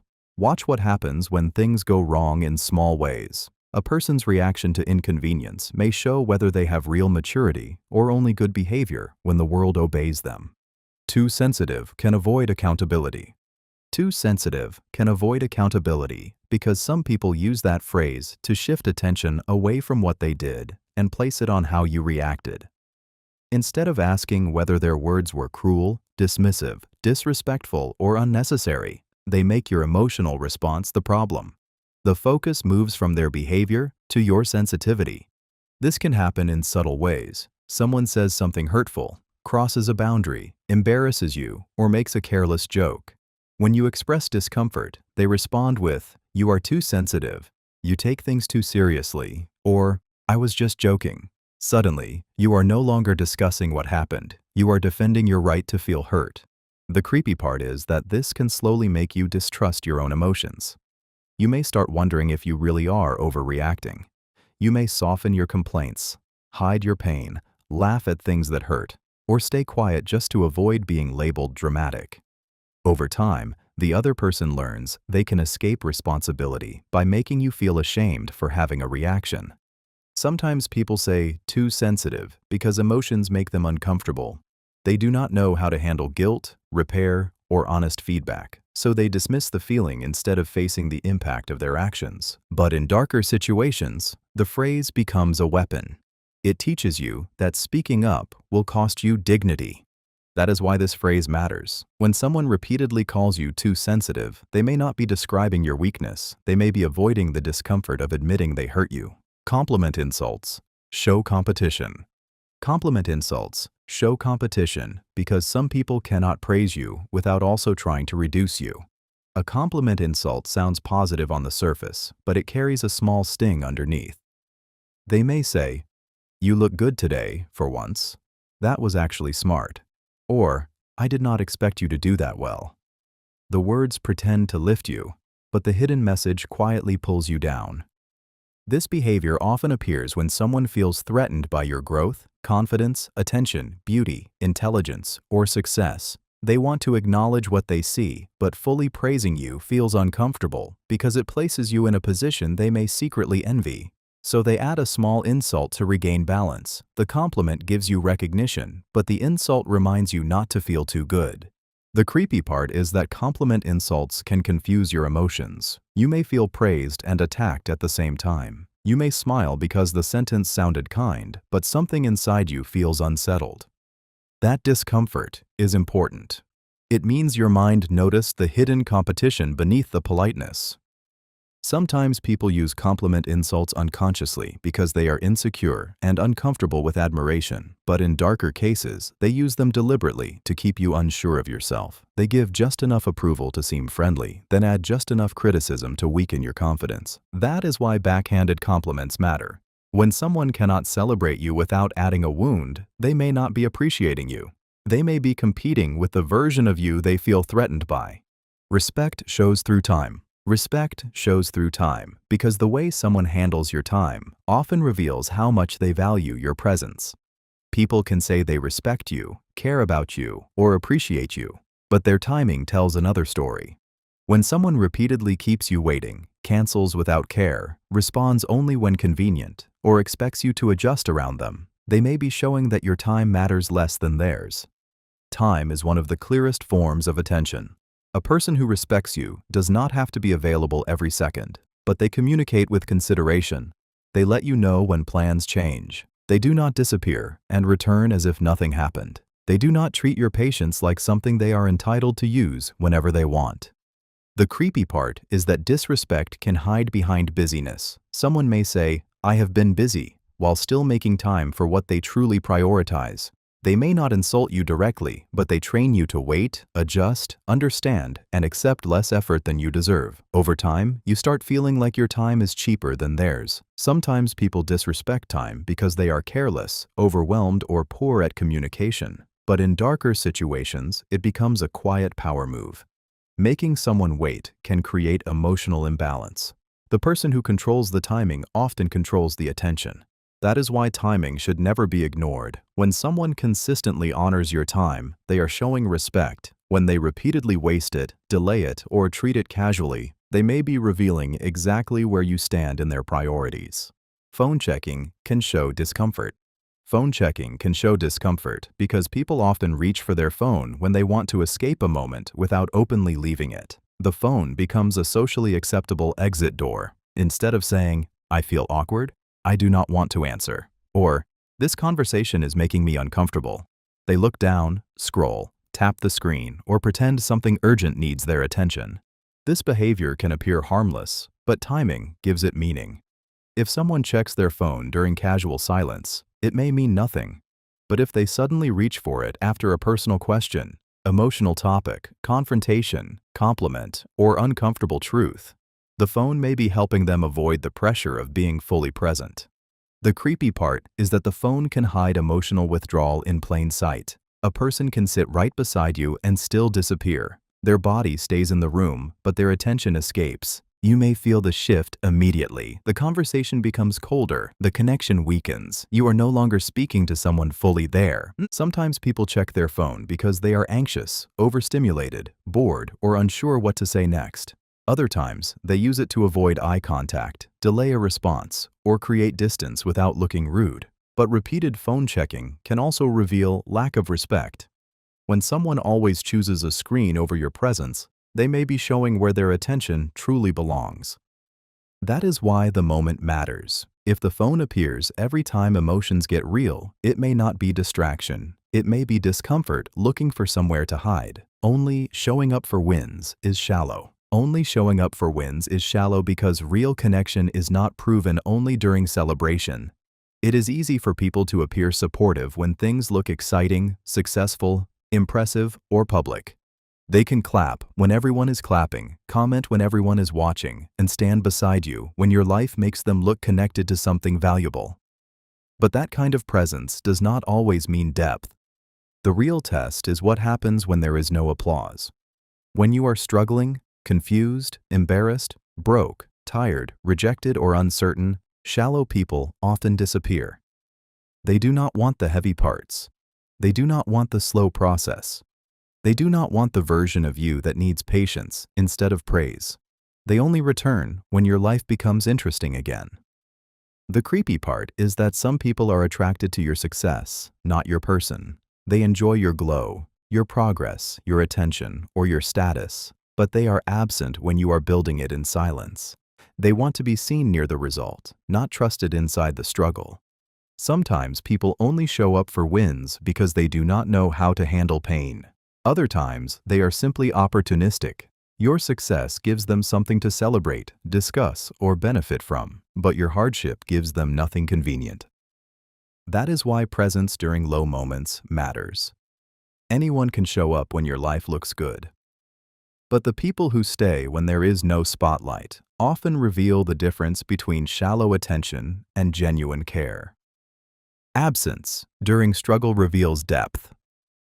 Absence during struggle reveals depth because people show the true weight of their connection when your life becomes difficult to stand beside. It is easy to be present when you are happy, useful, successful, entertaining, or easy to deal with. But when you are tired, grieving, confused, failing, embarrassed, or quietly falling apart, the people who disappear often reveal how shallow their attachment really was. Struggle removes convenience from relationships. Suddenly, you are not just fun. You need patience. You need understanding. You need someone who can sit with discomfort without making your pain about them. And that is where many people expose themselves. They may send quick words, promise support, or say they care, but their actions become distant when showing up actually costs time, effort, or emotional energy. The creepy part is that absence can teach you the truth without a single explanation. Someone may claim they were busy, overwhelmed, or unsure what to say, but if they always appear when life is easy and vanish when life is heavy, the pattern speaks clearly. Their care may depend on how convenient you are. Sometimes people disappear because they lack emotional skill. They do not know how to comfort, so they avoid the situation. But sometimes they leave because your struggle no longer benefits them. That is why hard seasons are revealing. Pain does not only show your strength, it shows who can love you without entertainment, success, or advantage. When someone is absent during your struggle, they may be showing you the real depth of their place in your life. Humor reveals hidden thoughts. Humor reveals hidden thoughts because people often joke about what their mind has already been touching in private. A joke may sound casual, playful, or harmless, but it can carry a truth the person does not feel safe saying directly. Humor gives people permission to release a thought without taking full responsibility for it.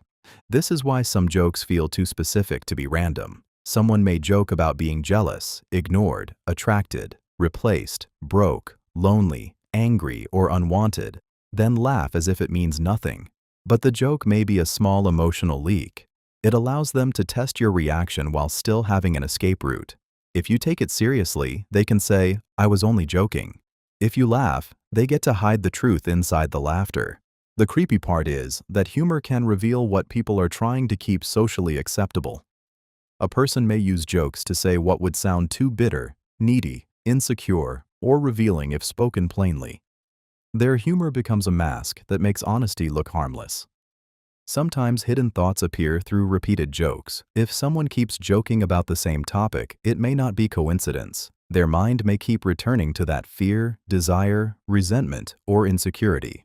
This does not mean every joke has a deep meaning. Some humor is just humor.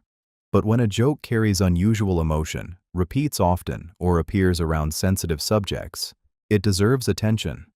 When someone laughs while revealing something sharp, personal, or strangely specific, the joke may not be the opposite of truth. It may be truth trying to stay protected. Anger at questions suggests guilt. Anger at questions suggests guilt because people who feel exposed often attack the question instead of answering it. A simple question should not always create a strong reaction. But when someone suddenly becomes irritated, defensive, sarcastic, or offended after being asked something direct, their anger may be protecting a truth they do not want examined. This does not mean every angry response proves guilt. Some people react strongly because they feel accused, misunderstood, tired, or emotionally pressured. But when the question is calm and reasonable, and the reaction is much bigger than the moment deserves, it can reveal inner tension. The person may not be angry because you asked wrongly. They may be angry because the question came too close. The creepy part is that anger can be used as a shield. If they react strongly enough, you may stop asking. You may apologize for bringing it up. You may begin questioning whether you had the right to ask in the first place. Suddenly, the focus moves away from the truth and onto your tone, your trust issues, or your disrespect. Sometimes guilt creates panic before it creates honesty. A person may fear being caught, judged, abandoned, or forced to explain something they hoped would stay hidden. So instead of answering, they attack the discomfort. That is why the reaction matters. A person with nothing to protect can usually answer without turning the question into a battle. But when anger appears too quickly, too sharply, or too often around specific questions, it may not be strength. It may be guilt trying to scare curiosity away. Avoidance often reveals fear. Avoidance often reveals fear because people usually run from what feels emotionally threatening, even when they pretend it does not matter.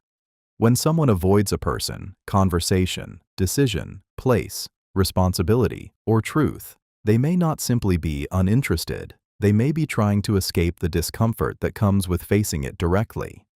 Avoidance can look quiet on the surface. They delay the conversation, ignore the message, cancel the meeting, change the subject, stay busy, laugh it off, or act like the issue is not important. But underneath, something may feel too intense to confront. It could be fear of rejection, fear of failure, fear of being exposed, fear of conflict, fear of intimacy, or fear of hearing an answer they cannot control. The creepy part is that avoidance can reveal exactly where someone feels powerless. A person may confidently handle many areas of life, but become strangely unavailable around one specific topic. They may avoid apologizing because guilt scares them. They may avoid commitment because closeness feels dangerous. They may avoid success because expectations feel heavy. They may avoid honesty because the truth could change everything. Sometimes avoidance is self-protection. People who have been hurt, embarrassed, punished, or rejected may learn to stay away from anything that reminds them of that pain. But avoidance can also become a silent prison. The longer someone avoids what scares them, the more power that fear gains over their choices. That is why avoidance should be read carefully. When someone keeps moving away from the same thing, they may not be careless. They may be showing you the fear they cannot say out loud. Reassurance seeking shows insecurity. Reassurance seeking shows insecurity because people often ask for repeated confirmation when they do not feel steady inside themselves. They may ask, "Are you sure? Do you still care? Am I doing okay? Are you upset with me? Or do you really mean that?"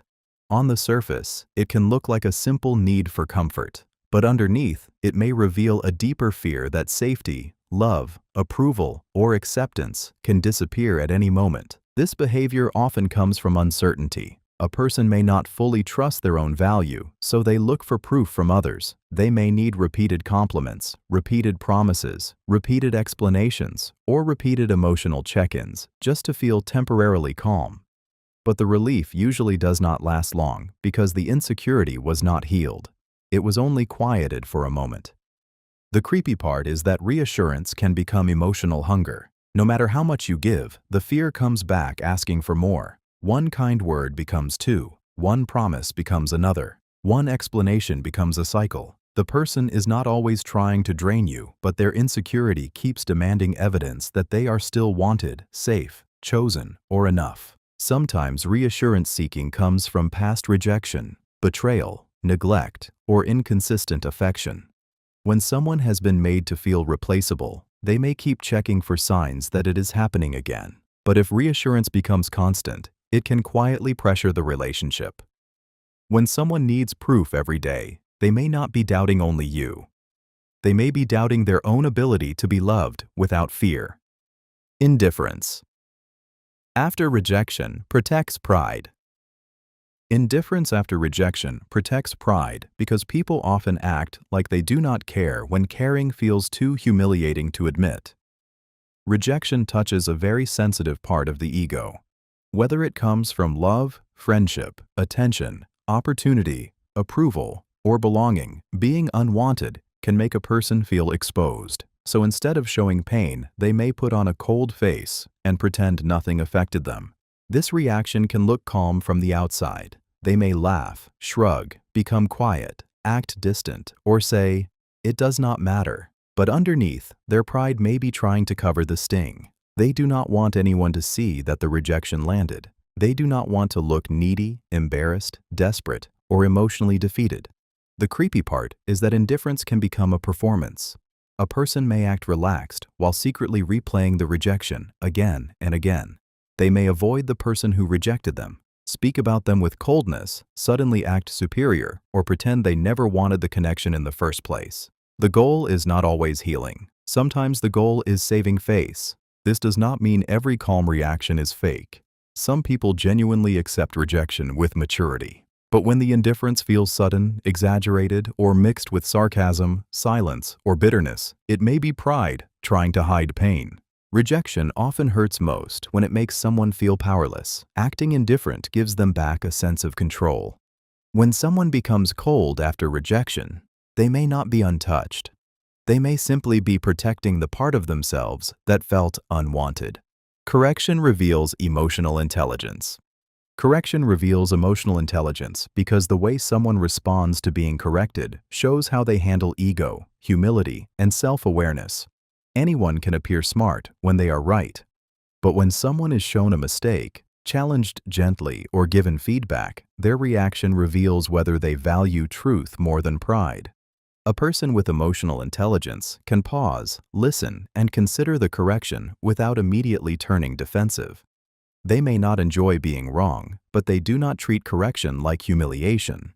They understand that a mistake is not an attack on their worth. It is simply information that can help them grow, adjust, or understand something better. The creepy part is that correction can expose hidden insecurity very quickly. Someone may seem confident, calm, and mature until you point out one small error.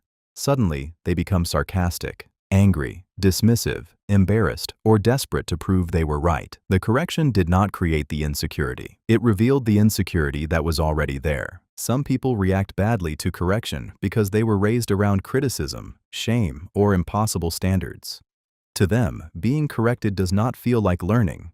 It feels like being judged, reduced, or exposed. So they protect themselves by attacking the person who corrected them. But emotional intelligence shows in the ability to separate feedback from personal value. A mature person can say, "You are right. I did not see that," or "Thank you for pointing that out," without feeling destroyed. That is why correction matters. When someone is corrected, watch carefully. Their response may reveal whether they are truly self-aware or only comfortable when nobody questions them. Listening to reply is not listening. Listening to reply is not listening because the person is not truly trying to understand you. They are only waiting for a gap where they can insert their own opinion, defense, story, correction, or reaction. Their ears may be open, but their attention is already preparing what they want to say next. This kind of listening can feel frustrating because the person seems present on the outside, but emotionally, they are somewhere else. You may be explaining something important, but they are already forming a response before you finish. They interrupt, assume, finish your sentence, twist your point, or answer something you never actually said. Instead of receiving your words, they compete with them. The creepy part is that listening to reply can make you feel unheard while the other person believes they were fully engaged. They may nod, look at you, and respond quickly, but their response shows they were not absorbing the meaning. They were listening for openings, not understanding. They were waiting for their turn, not entering your experience. Sometimes people do this because they are anxious, defensive, excited, or desperate to prove themselves. Other times, they do it because they care more about being right than being connected. The conversation becomes a performance where their goal is not closeness, but control. Real listening slows down the ego. It asks, "What are they really saying?" before asking, "What should I say back?" That is why listening style matters. When someone only listens to reply, they may not be hearing you. They may be using your words as a doorway back to themselves. Small promises show reliability. Small promises show reliability because trust is usually built in tiny moments before it is tested in big ones. When someone says they will call, arrive, send something, check on you, keep a detail private, or handle a simple task, their follow-through tells you how seriously they treat their own word. The promise may be small, but the pattern behind it is not. This is why little commitments matter. A person who keeps small promises is showing discipline, respect, and consistency. They understand that even minor words create expectations. If they say they will do something, they try to do it. If they cannot, they communicate instead of disappearing. That kind of behavior quietly tells you they can be trusted with more. The creepy part is that unreliable people often reveal themselves through small broken promises long before bigger betrayal happens. They forget what they said, make excuses, laugh it off, or act like you are dramatic for noticing. But every broken little promise teaches you something. It shows how easily their words separate from their actions. Sometimes people break small promises because they are overwhelmed, distracted, or careless. But when it becomes a pattern, it reveals a deeper issue. They may like sounding dependable more than they like being dependable. Reliability is not proven by speeches. It is proven by repeated alignment between words and behavior. When someone keeps the small promises nobody forced them to make, they are showing you that their character does not only appear during important moments, it operates quietly even when the promise seems too small to matter. Secure people don't dominate rooms. Secure people don't dominate rooms because they do not need constant attention to feel valuable. When someone is truly comfortable with themselves, they can enter a space without trying to control every conversation, outshine every person, or make every topic return to them. Their presence does not demand to be the loudest in order to feel important. This is one of the quiet signs of real confidence. A secure person can listen, observe, laugh, contribute, and step back without feeling invisible. They do not panic when someone else gets praised. They do not need to interrupt every story, correct every opinion, or prove they are smarter, funnier, richer, more experienced, or more interesting than everyone else. The creepy part is that people who dominate rooms often reveal the opposite of what they are trying to show. They may look confident, bold, and powerful on the surface, but the need to constantly take up space can expose insecurity. Silence may make them feel forgotten. Someone else's attention may feel like a threat. A room that is not centered around them may feel like rejection. Sometimes people dominate because they are excited, social, or naturally expressive. But when someone cannot allow others to shine, speak, or be noticed, it becomes a pattern worth watching.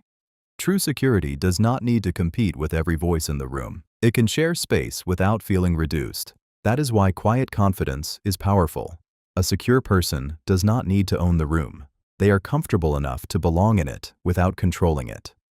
Changing stories suggests editing. Changing stories suggests editing because people often adjust details when they are trying to protect themselves, control perception, or make a version of events sound safer than the truth. A story does not need to be perfectly identical every time. Because memory can naturally shift, but when the important parts keep changing, the change itself becomes suspicious. This usually happens in small ways first. A person may change the timeline, leave out a name, add a new reason, soften their role, exaggerate someone else's behavior, or suddenly remember details that support their image. Each version may sound believable on its own, but when placed beside the earlier one, something feels off.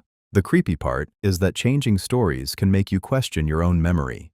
You may remember what they said before, but they speak with such confidence that you start wondering if you misunderstood. They may say, "That's not what I said," or "You're remembering it wrong," even when the pattern clearly shows the story has been adjusted. Sometimes changing stories comes from fear, confusion, shame, or pressure. A person may not be trying to deceive everyone. They may be trying to create a version of events they can live with.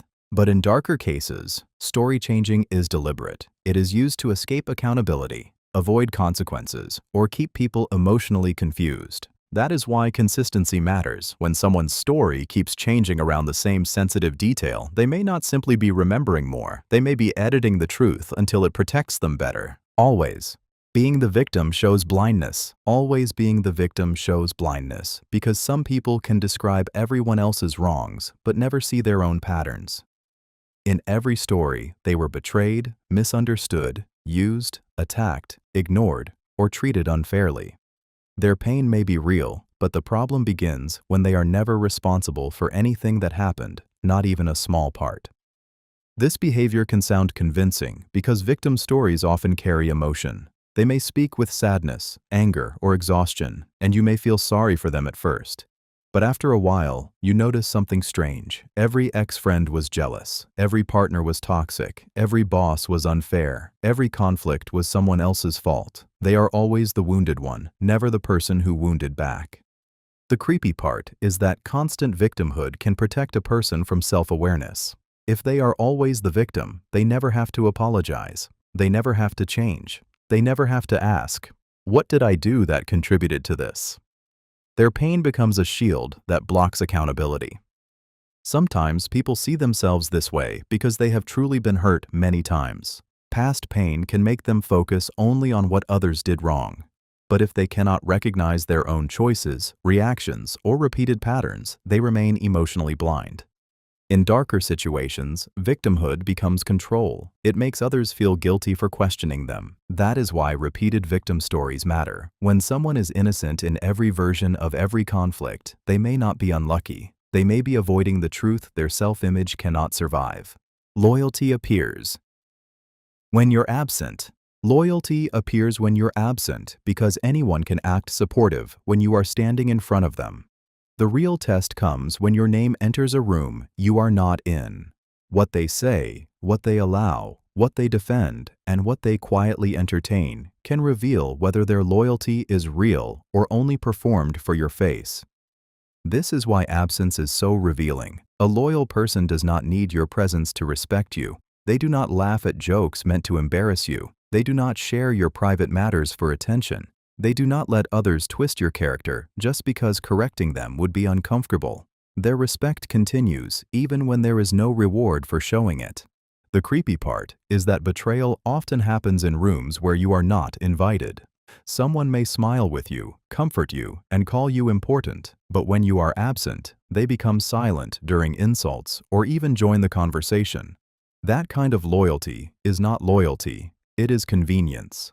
Sometimes people fail this test because they fear conflict. They may care about you, but lack the courage to defend you. But even silence can become painful when it allows disrespect to grow. Real loyalty is not loud performance. It is quiet protection. It is the choice to guard someone's dignity when they cannot protect themselves. That is why what people say behind your back matters. When someone protects your name in your absence, they are showing that their respect is not dependent on being watched. Rudeness to workers shows entitlement. Rudeness to workers shows entitlement because people often reveal their real character when they interact with someone they think has less power. It is easy to act polite around people they want to impress, fear, or benefit from. But when they speak to waiters, cleaners, cashiers, drivers, receptionists, attendants, or junior staff, the mask often becomes thinner. This behavior matters because service workers are usually expected to stay professional, even when treated badly. An entitled person knows this. They may raise their voice, speak with impatience, ignore greetings, make unnecessary complaints, or act as if basic respect is optional because the other person is just doing their job. But that attitude reveals more about the rude person than the worker. The creepy part is that entitlement can hide behind confidence. Someone may seem charming, successful, and impressive in social settings, but the moment they deal with someone serving them, their superiority appears. They may suddenly become cold, demanding, dismissive, or humiliating. That shift shows they do not respect people equally. They respect status, usefulness, and power. Sometimes rudeness comes from stress, frustration, or a bad day, but repeated disrespect toward workers is a serious pattern. It shows how a person may treat you too, once they stop trying to impress you or once they feel they have power over you. That is why these small public moments matter. How someone treats people who cannot easily challenge them reveals whether their kindness is real character or just social performance. Entitlement often speaks loudest when it thinks nobody important is listening. Resenting others' wins shows insecurity. Resenting others' wins shows insecurity because another person's success should not feel like a personal insult unless it touches something unresolved inside you. When someone becomes uncomfortable, bitter, dismissive, or strangely quiet after another person achieves something good, the reaction often reveals comparison, fear, or hidden self-doubt. A secure person can see someone else winning without feeling erased. They may want success too, but they do not need another person to fail before they can feel valuable. An insecure person, however, may experience someone else's progress as a painful reminder of where they feel behind. Instead of being inspired, they feel threatened. The creepy part is that resentment often disguises itself as criticism. They may say, "It is not even that impressive. They just got lucky. People are overhyping them," or "I could have done that too." But beneath those words may be a quiet wound. The win exposed something they have not accepted about themselves. Sometimes resentment comes from disappointment. A person may be angry at their own delay, fear, lack of discipline, missed chances, or private failures, but it feels easier to reduce someone else's achievement than to face their own pain. In darker cases, resentment turns into sabotage. They may pretend to support the person while secretly hoping the success does not last. That is why reactions to other people's wins matter. When someone cannot celebrate progress unless it belongs to them, they may not be judging the winner. They may be revealing the insecurity that makes another person's light feel like a threat. Advice often comes from wounds. Advice often comes from wounds because people usually guide others through the lessons that once hurt them. When someone gives strong advice, especially advice filled with emotion, warning, fear, or urgency, they may not only be speaking from wisdom, they may be speaking from a place inside them that still remembers pain. This is why advice can reveal more about the giver than the situation. A person who was betrayed may constantly tell others not to trust too easily. Someone who failed publicly may warn people not to take big risks. Someone who was abandoned may advise others to never depend on anyone.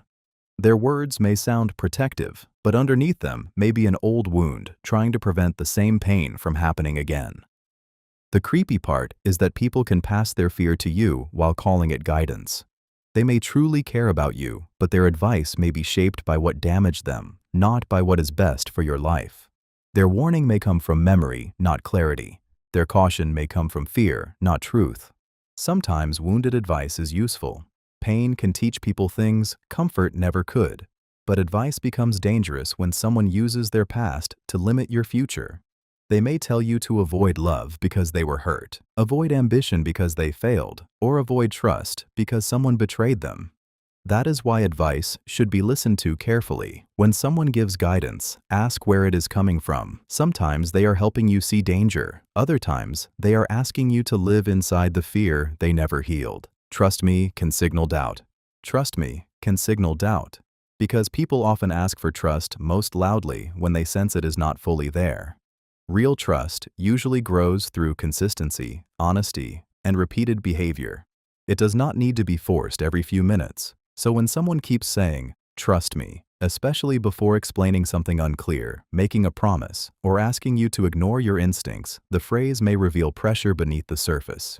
This does not always mean the person is lying. Sometimes they say it because they truly want reassurance, cooperation, or patience. But when "trust me" appears too quickly, too often, or in moments where facts are missing, it can become a warning sign. They may be trying to make you accept their words before their actions have earned belief. The creepy part is that "trust me" can be used to quiet your questions. Instead of giving clarity, they ask for faith. Instead of explaining the situation, they ask you to stop doubting. The phrase can make you feel guilty for needing proof, as if asking for honesty means you are the problem. Sometimes people use "trust me" because they are insecure and afraid of being doubted. Other times, they use it because they know there is something in their behavior that could create suspicion. That is why the phrase should be read through pattern. A trustworthy person will not be offended by reasonable clarity, but when someone keeps demanding trust while avoiding transparency, they may not be proving trustworthiness. They may be trying to cover the doubt they already know exists. Self-focused talk seeks attention.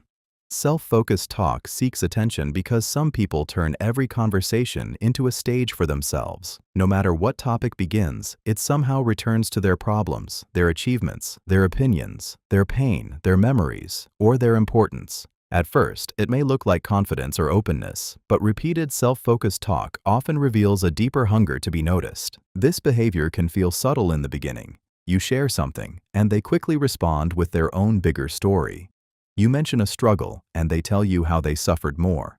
You celebrate a win, and they redirect the attention to their own success. Instead of meeting you in your moment, they pull the spotlight back to themselves. The creepy part is that self-focused talk can make you feel invisible while the other person feels connected. They may believe they are having a real conversation, but they are mostly using your words as a bridge back to themselves. Your experience becomes a doorway into their performance. Sometimes, this comes from insecurity.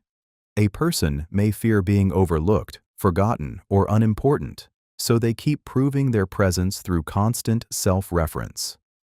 Other times, it comes from emotional immaturity. They have not learned that connection requires curiosity, not just expression. But self-focused talk can also become control. If every conversation revolves around them, your needs, emotions, and stories slowly lose space. That is why conversational balance matters. When someone always brings the focus back to themselves, they may not simply be talkative. They may be seeking attention because silence makes them feel unseen. Discipline shows in private. Discipline shows in private because real self-control is not proven when people are watching. It is proven in the quiet moments where there is no applause, no pressure, no audience, and no immediate reward. Anyone can perform seriousness in public. Anyone can look focused when others are observing. But who a person becomes when nobody is checking often reveals the truth about their character. Private behavior exposes the difference between image and identity. A disciplined person keeps promises to themselves even when nobody would know if they failed. They study when nobody praises them. They practice when nobody claps. They save, train, clean, pray, build, create, or improve in silence because their standards are not only for display. The creepy part is that private habits eventually expose public outcomes. A person may pretend to be committed, ambitious, loyal, or serious, but their unseen choices slowly reveal themselves. Missed preparation appears as poor performance. Hidden laziness appears as excuses. Private inconsistency appears as public failure. What people do in secret eventually becomes visible in their results. Sometimes people lack discipline because they are overwhelmed, tired, distracted, or emotionally drained. But when someone repeatedly avoids private effort while wanting public respect, they may be more attached to the image of success than the work that creates it. Discipline is quiet before it becomes impressive. It is built in moments that look boring, lonely, and unrewarded. That is why private behavior matters. When someone does the right thing without being watched, pushed, or praised, they are not performing discipline. They are revealing that discipline has become part of who they are. Calm people disturb. Chaos lovers. Calm people disturb chaos lovers because peace can feel threatening to someone who is used to emotional disorder. When a person has become familiar with drama, arguments, panic, tension, or constant emotional highs and lows, calmness may not feel safe to them. It may feel boring, suspicious, cold, or even uncomfortable. This is why some people react strangely around someone who stays steady. A calm person does not rush into every fight, does not overreact to every insult and does not feed every emotional storm. Instead of joining the chaos, they observe, breathe, and respond with control. To a chaos lover, this can feel like rejection. They may wonder why the calm person is not panicking, chasing, shouting, explaining, or breaking down. The creepy part is that calmness can expose how addicted some people are to emotional intensity. They may say they want peace, but when peace arrives, they provoke, test, accuse, or create problems just to feel the familiar rush of conflict again. Calm people make them face the silence they were trying to avoid. Sometimes chaos loving comes from past environments where love was loud, unpredictable, or painful. If someone grew up around instability, calmness may feel unfamiliar, and unfamiliar can feel unsafe. So they disturb peace because chaos is what their nervous system recognizes. But calm people are powerful because they refuse to be pulled into every storm. Their steadiness becomes a mirror. It shows others how much noise they carry inside. When someone is disturbed by your calm, they may not be reacting to you. They may be reacting to the peace they do not know how to hold. Fear of silence hides avoidance. Fear of silence hides avoidance because quiet moments often force people to face thoughts and feelings they have been trying to outrun. When someone cannot sit in silence without filling it with noise, jokes, talking, scrolling, music, or distraction, it may not simply mean they are social. It may mean stillness makes something inside them uncomfortable. Silence has a way of bringing buried emotions closer to the surface. In a quiet room, people may begin to notice their loneliness, regret, guilt, sadness, insecurity, or confusion. Without conversation to hide behind, their mind starts speaking louder. That is why some people rush to fill every pause. They are not always trying to connect. Sometimes they are trying not to feel. The creepy part is that silence can reveal what distraction keeps covered. A person may seem energetic, funny, and expressive when there is noise around them, but the moment everything becomes still, their discomfort appears. They may become restless, awkward, irritated, or desperate to change the atmosphere. The silence is not attacking them, but it is removing the places they usually hide. Sometimes fear of silence comes from anxiety. Other times, it comes from emotional avoidance. A person may have spent years staying busy, so they never have to sit with what hurts, what is missing, or what they have not admitted to themselves. That is why silence is powerful. People who can sit quietly are often more comfortable with their inner world. But someone who fears silence may not be afraid of quiet. They may be afraid of what quiet allows them to hear. Love shows in patterns. Love shows in patterns because real care is rarely proven by one beautiful sentence, one emotional apology, or one dramatic gesture. Anyone can say the right thing in a powerful moment. Anyone can be sweet when they are afraid of losing you. Anyone can show attention when it benefits them. But patterns reveal whether love is stable or only occasional. This is why repeated behavior matters more than promises. A person who loves you consistently shows up in small ways. They remember what matters to you. They respect your boundaries. They consider your feelings when making choices. They do not only appear when they need comfort, attention, forgiveness, or access. Their care has rhythm. It is not perfect, but it is dependable. The creepy part is that people often mistake emotional moments for love while ignoring the pattern that follows. Someone may cry, apologize, confess, or say they cannot live without you, but if their behavior keeps returning to neglect, disrespect, silence, or selfishness, the emotional moment was not the truth. The pattern was.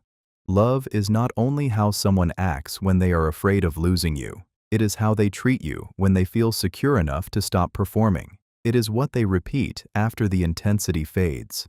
Sometimes people love deeply, but struggle to show it well. But even then, their effort should become visible over time. Growth also has a pattern. That is why consistency matters. When someone's actions repeatedly protect your peace, honor your presence, and make you feel valued, love is speaking. When their words are warm, but their pattern is cold, believe the pattern. Respecting only strength shows fear. Respecting only strength shows fear because some people only feel safe around power, dominance, confidence, status, or emotional hardness. They admire people who seem untouchable, but dismiss those who are gentle, forgiving, soft-spoken, patient, or vulnerable. On the surface, this may look like high standards. Underneath, it often reveals a fear of weakness. This kind of person may respect you when you are firm, successful, unavailable, or difficult to impress.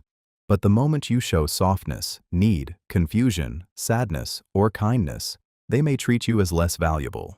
They confuse gentleness with weakness because they have learned to survive by honoring power more than humanity.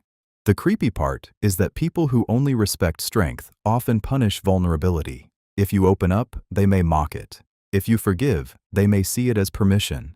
If you are patient, they may test your limits. They do not always know how to honor softness because softness makes them uncomfortable.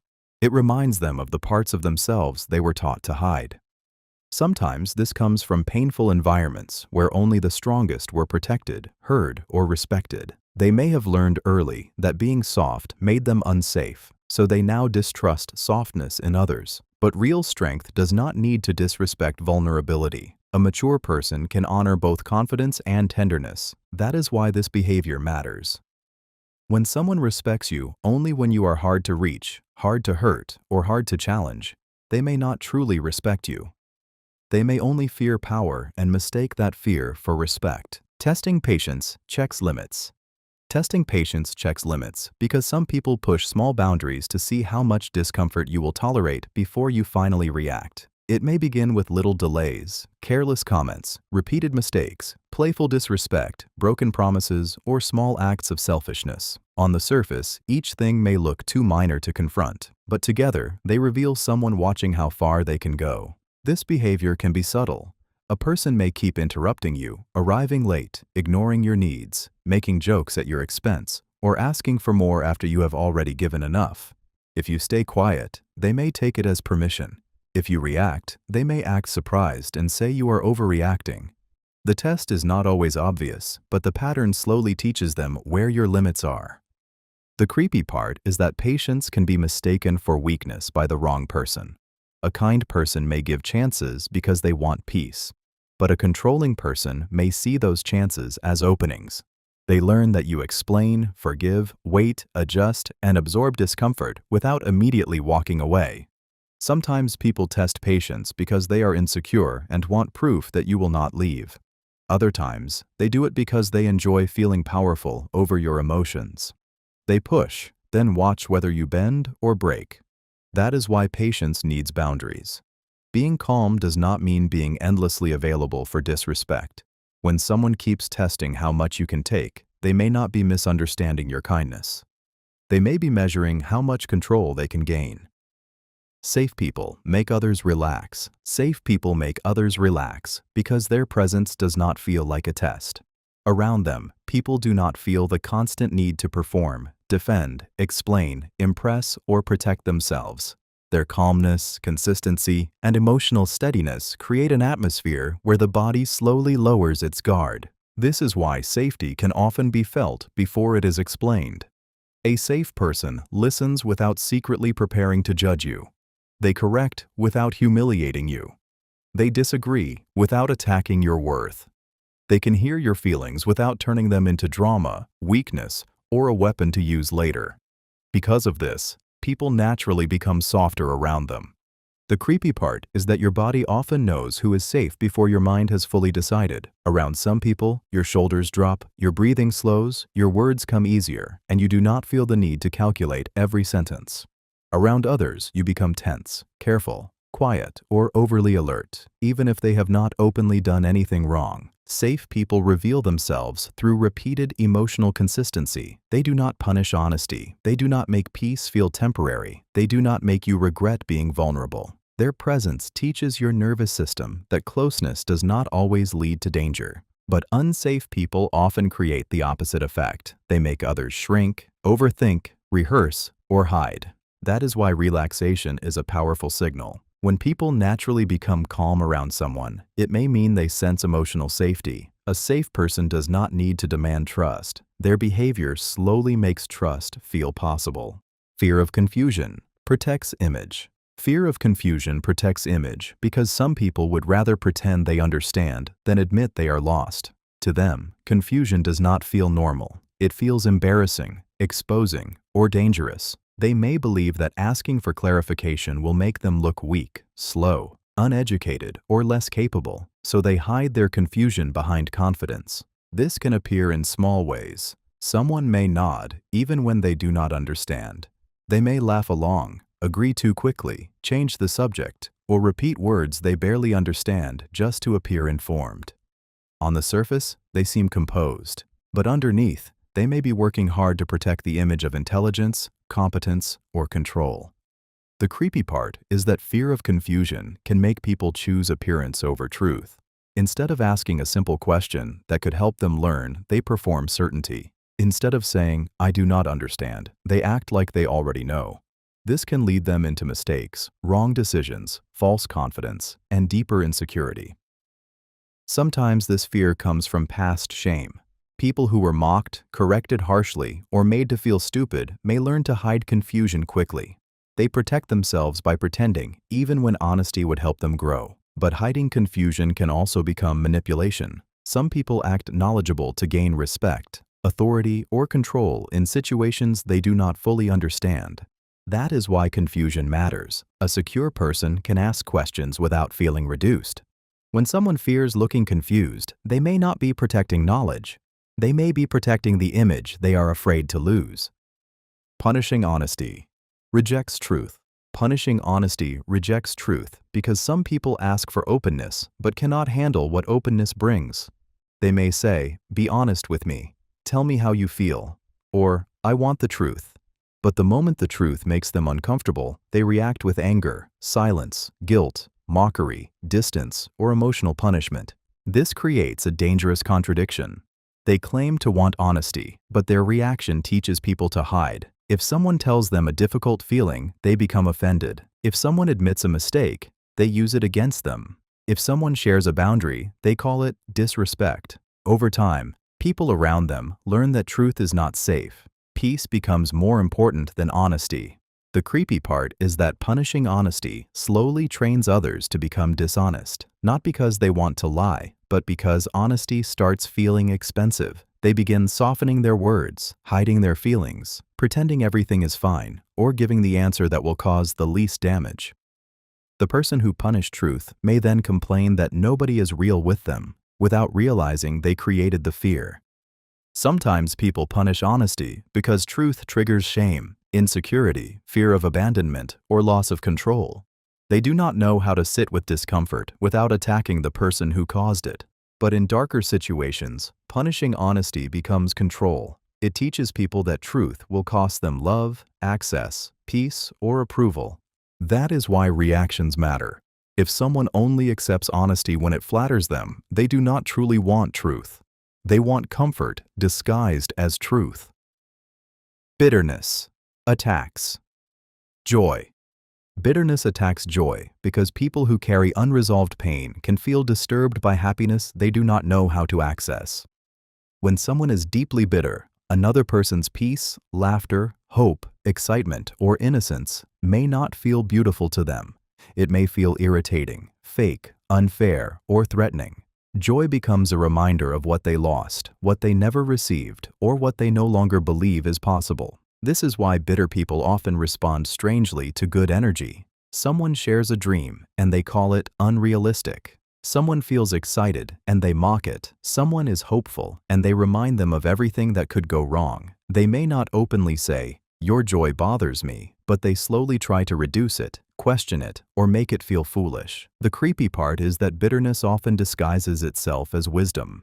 They may say they are just being realistic, mature, or honest, but their words consistently drain life from the room.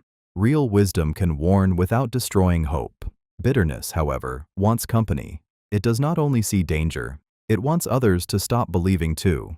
Sometimes bitterness comes from disappointment, betrayal, failure, grief, or years of feeling unseen. A person may attack joy because joy feels like something life denied them. Instead of healing that pain, they resent anyone who still carries light. That is why reactions to joy matter. When someone repeatedly mocks happiness, excitement, or hope, they may not be protecting you from reality. They may be revealing the bitterness that cannot stand seeing someone else feel free. Expected betrayal comes from hurt. Expected betrayal comes from hurt because people often begin to predict the pain they have already survived. When someone has been lied to, abandoned, used, replaced, mocked, or disappointed enough times, their mind may start treating betrayal as something normal, not something surprising. They stop asking, "Will this person hurt me?" and start wondering, "When will it happen?" This can make a person suspicious even when nothing bad is happening. A kind message may feel like a setup.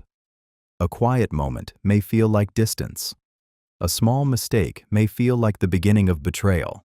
They may test people, question motives, expect the worst, or pull away before anyone gets close enough to hurt them first. The creepy part is that past pain can make safety feel suspicious. When someone is used to disappointment, consistency may feel unfamiliar. Love may feel temporary. Honesty may feel too good to trust. Their fear keeps searching for signs that the danger is coming because being prepared feels safer than being surprised.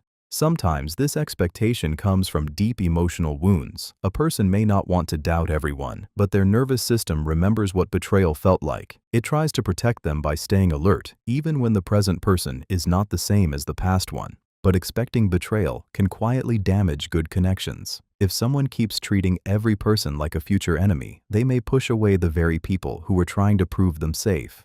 That is why expected betrayal matters. It may not reveal a cold heart. It may reveal a hurt person, still living as if the old wound is about to happen again. Avoiding choices, fears, blame. Avoiding choices fears blame because every decision creates responsibility, and some people are terrified of being held accountable if things go wrong. When someone constantly says, "You decide," "I don't mind," "Anything is fine," or "Whatever you think," they may not always be easygoing. They may be protecting themselves from the emotional weight of choosing. This behavior can look peaceful at first. They seem flexible, agreeable, and low maintenance. But underneath, they may be avoiding the risk of disappointment, criticism, conflict, or guilt. If they never choose, they never have to be blamed. If the plan fails, they can quietly say it was not their decision. If someone gets upset, they can step back and avoid responsibility. The creepy part is that refusing to choose can still control the situation. By placing every decision on someone else, they make that person carry the pressure, the uncertainty, and the possible consequences. They appear harmless, but they leave others doing the emotional labor of direction. Sometimes people avoid choices because they grew up being punished for mistakes. They may have learned that choosing wrongly leads to shame, anger, or rejection. So they stay neutral, hoping neutrality will keep them safe. But avoidance can become frustrating when it turns into a pattern. A person who never chooses may later complain about outcomes they refuse to help shape. That is why decision avoidance matters. When someone always escapes choices, they may not be calm or considerate. They may be afraid of the blame that comes with owning a decision. Behavior reveals real beliefs.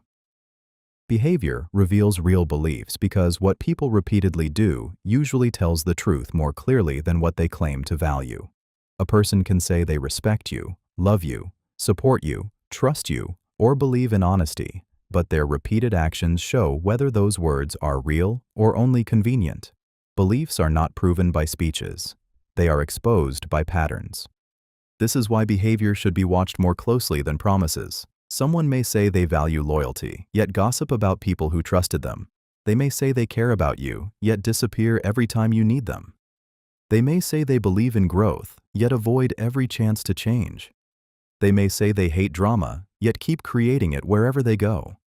The creepy part is that people can lie with words for a long time, but behavior eventually starts confessing. The truth leaks through what they prioritize, what they repeat, what they excuse, what they protect, and what they keep choosing when nobody forces them. Their life becomes a quiet argument for what they actually believe. Sometimes, people do not even realize their behavior contradicts their words. They may genuinely think they are kind, honest, disciplined, or mature, while their actions tell a different story. Self-image can be comforting, but behavior is harder to fake consistently. That is why repeated action matters. One mistake does not define a person, but a pattern reveals direction. When someone keeps choosing the same thing again and again, believe the choice. Their behavior may be showing you the truth their mouth has been trying to decorate. Competition hides insecurity. Competition hides insecurity because some people turn every situation into a contest when they do not feel secure in their own value. They cannot simply admire, support, or coexist. They have to compare, outdo, correct, prove, or position themselves above someone else. On the surface, it may look like ambition or confidence. Underneath, it often reveals a fear of being ordinary, overlooked, or not enough. This behavior can appear in small conversations. You share good news, and they mention something better. You talk about a struggle, and they explain how they suffered more. You receive praise, and they quickly remind people of their own achievements. They are not always responding to you. They are defending themselves against the uncomfortable feeling that your moment somehow reduces theirs. The creepy part is that competitive people often reveal what they secretly fear. If they compete over intelligence, they may fear looking foolish. If they compete over success, they may fear being left behind. If they compete over attention, they may fear being forgotten. Their competition becomes a map of their insecurity. Sometimes competition comes from environments where love, praise, or approval had to be earned by being better than others. They may have learned that being enough was not enough. They had to be superior to feel safe. But constant competition can damage connection. It turns relationships into rankings and conversations into battles. That is why competition should be watched carefully. When someone cannot let others shine without trying to outshine them, they may not be showing strength. They may be hiding the insecurity that makes another person's light feel like a threat. Silent treatment seeks control. Silent treatment seeks control because it uses absence as pressure. When someone refuses to speak, respond, explain, or acknowledge you after conflict, they may not simply need space. They may be trying to make you feel anxious, guilty, confused, or desperate enough to chase them. The silence becomes a tool for power. This is different from healthy distance. Sometimes people need time to calm down before speaking. That can be mature when it is communicated clearly. But silent treatment is different because it gives no clarity, no timeline, no emotional safety, and no respect. It leaves the other person trapped in uncertainty, trying to guess what went wrong and how to fix it. The creepy part is that silence can punish without leaving visible evidence. They do not shout. They do not insult. They do not openly attack. They simply disappear emotionally and let your mind do the damage. You replay the conversation, question yourself, soften your boundaries, and may even apologize just to end the tension. Silent treatment can also make someone feel powerful because it forces the other person to seek access again. The one who withholds communication becomes the gatekeeper of peace. Sometimes people use silence because they never learned how to express anger, hurt, or disappointment in a healthy way. But when silence is used repeatedly to make others suffer, it becomes emotional control. That is why silent treatment matters. When someone withholds communication to punish you, they may not be protecting peace. They may be using silence to make you fear losing their attention. Anger reveals respect level. Anger reveals respect level because the way someone treats you when they are upset often shows how much they truly value your dignity. Anyone can be respectful when the conversation is easy, calm, and comfortable. But when anger enters the room, the mask becomes harder to hold. That is when a person's real boundaries with your humanity begin to show. A respectful person can be angry without becoming cruel. They may raise concerns, express frustration, or ask for space, but they do not use your secrets as weapons. They do not insult your appearance, mock your pain, threaten abandonment, humiliate you, or try to destroy your confidence just because they are hurt. Their anger has limits because their respect is still alive. The creepy part is that some people only respect you when they are pleased with you. The moment you disappoint them, disagree with them, correct them, or fail to meet their expectations, they feel permitted to treat you badly. Their anger becomes an excuse to reveal the contempt they were hiding under politeness. Sometimes people say, "I was just angry," as if anger erases responsibility. But anger does not create values from nowhere. It often exposes what a person believes they are allowed to do when they feel wronged. Everyone gets upset. Everyone can say imperfect things. But repeated cruelty during anger is not just emotion, it is a pattern. That is why anger is so revealing. When someone is angry, watch whether they still protect your dignity. Their reaction may show whether they respect you deeply or only behave well when you are easy to love. Disagreeing calmly shows stability. Disagreeing calmly shows stability because a person's reaction to opposition often reveals how safe they feel inside themselves. Anyone can seem peaceful when everyone agrees with them. But the moment someone challenges their opinion, questions their idea, or sees things differently, their emotional control is tested. A stable person can disagree without turning the conversation into a threat. This is what makes calm disagreement powerful. The person does not need to insult, interrupt, dominate, shame, or raise their voice to feel heard. They can listen to a different view without assuming disrespect. They can explain their position without trying to destroy yours. Their ego does not collapse just because another person thinks differently. The creepy part is that disagreement exposes hidden instability very quickly. Someone may appear mature until you refuse to agree with them. Suddenly, they become cold, sarcastic, aggressive, dramatic, or personally offended. The disagreement did not create the insecurity. It revealed how much they depend on agreement to feel safe, powerful, or respected. Sometimes people react badly to disagreement because they grew up in environments where being challenged felt like being attacked. They may not know how to separate a different opinion from personal rejection.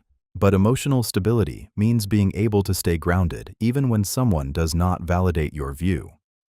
Calm disagreement is not weakness, it is control.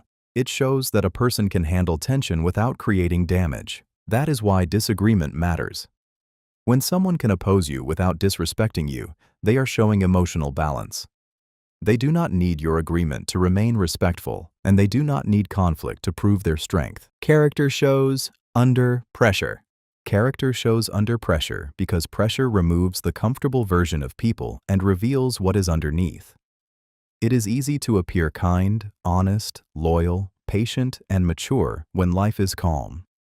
But when someone is tired, stressed, rejected, delayed, embarrassed, corrected, tempted, or given power, their real nature becomes harder to hide. Pressure exposes what manners can cover. A person may speak softly when everything is going well, but become cruel the moment they feel challenged. They may claim loyalty, but betray trust when protecting themselves becomes more convenient. They may talk about honesty, but lie when the truth could cost them something. They may look humble, but become arrogant the moment they gain attention, money, status, or control. The creepy part is that pressure does not always change people. Sometimes it simply reveals them. It shows what they reach for when they feel threatened. Do they choose truth or manipulation, patience or punishment, accountability or blame, respect or humiliation? The answer often appears faster than their words can explain. Sometimes people break under pressure because they are overwhelmed, afraid, or carrying pain they have not processed. But repeated behavior under pressure becomes a pattern, and patterns reveal character more clearly than promises ever could. That is why difficult moments are so revealing. Watch how someone treats others when they are frustrated. Watch what they do when they can get away with something. Watch who they become when they are not getting what they want. When pressure enters, performance weakens. The person's real character begins to speak through choices, reactions, and restraint. Delayed replies reveal discomfort. Delayed replies often reveal a kind of discomfort people do not want to admit. It is one of the quietest signs in human behavior, but it can expose more than a direct answer. When someone who usually replies quickly suddenly takes longer, especially after a personal question, emotional message, or uncomfortable topic, the delay may be their nervous system trying to protect them. This does not always mean they are lying or avoiding you completely. Sometimes it means your message touched something they were not ready to face. They may feel guilty, unsure, pressured, embarrassed, attracted, annoyed, or emotionally exposed. Instead of responding immediately, they pause so they can control how much of themselves you are allowed to see. The creepy part is that silence can become its own confession.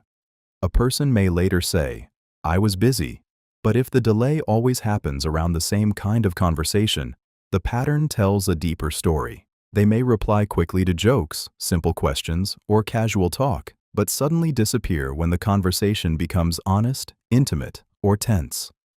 Delayed replies can also be used as quiet control. Some people intentionally make others wait because they know uncertainty creates emotional hunger. The longer you wait, the more you think about them, question yourself, and replay what you said. That is why timing matters. One late reply means little. A repeated change in response time reveals emotional pressure. When someone's replies slow down around certain topics, their silence may be showing you the exact place their words are trying to hide. Over-explaining can signal self-protection. Over-explaining can signal self-protection because people rarely add too many details for no reason. When someone gives a long answer to a simple question, they may not just be sharing information. They may be trying to protect their image, reduce suspicion, avoid judgment, or control how you interpret them before you have the chance to question anything. This behavior often appears when a person feels emotionally unsafe. A simple, "Where were you?" can suddenly become a full story with times, names, locations, excuses, and unnecessary background. Sometimes the person is telling the truth, but the extra details reveal anxiety. They may be afraid of being misunderstood, accused, rejected, or seen in a bad light. The creepy part is that over-explaining can expose the exact place where someone feels vulnerable. They may sound confident on the surface, but the need to keep talking shows an inner pressure to convince you. It is as if silence feels dangerous to them. They keep filling the space because they fear that if they stop, you might notice something they are trying to hide. Over-explaining can also come from past experiences. People who were often blamed, doubted, or punished may learn to defend themselves before anyone attacks. They explain too much because they are used to not being believed. But in some cases, over-explaining is used deliberately. A person may overload you with details, so you become too tired, confused, or distracted to ask the real question. That is why the key is not just what they say, but why they need so many words to say it. Sudden formality often means distance. Sudden formality often means distance because people usually become more careful when they no longer feel emotionally open.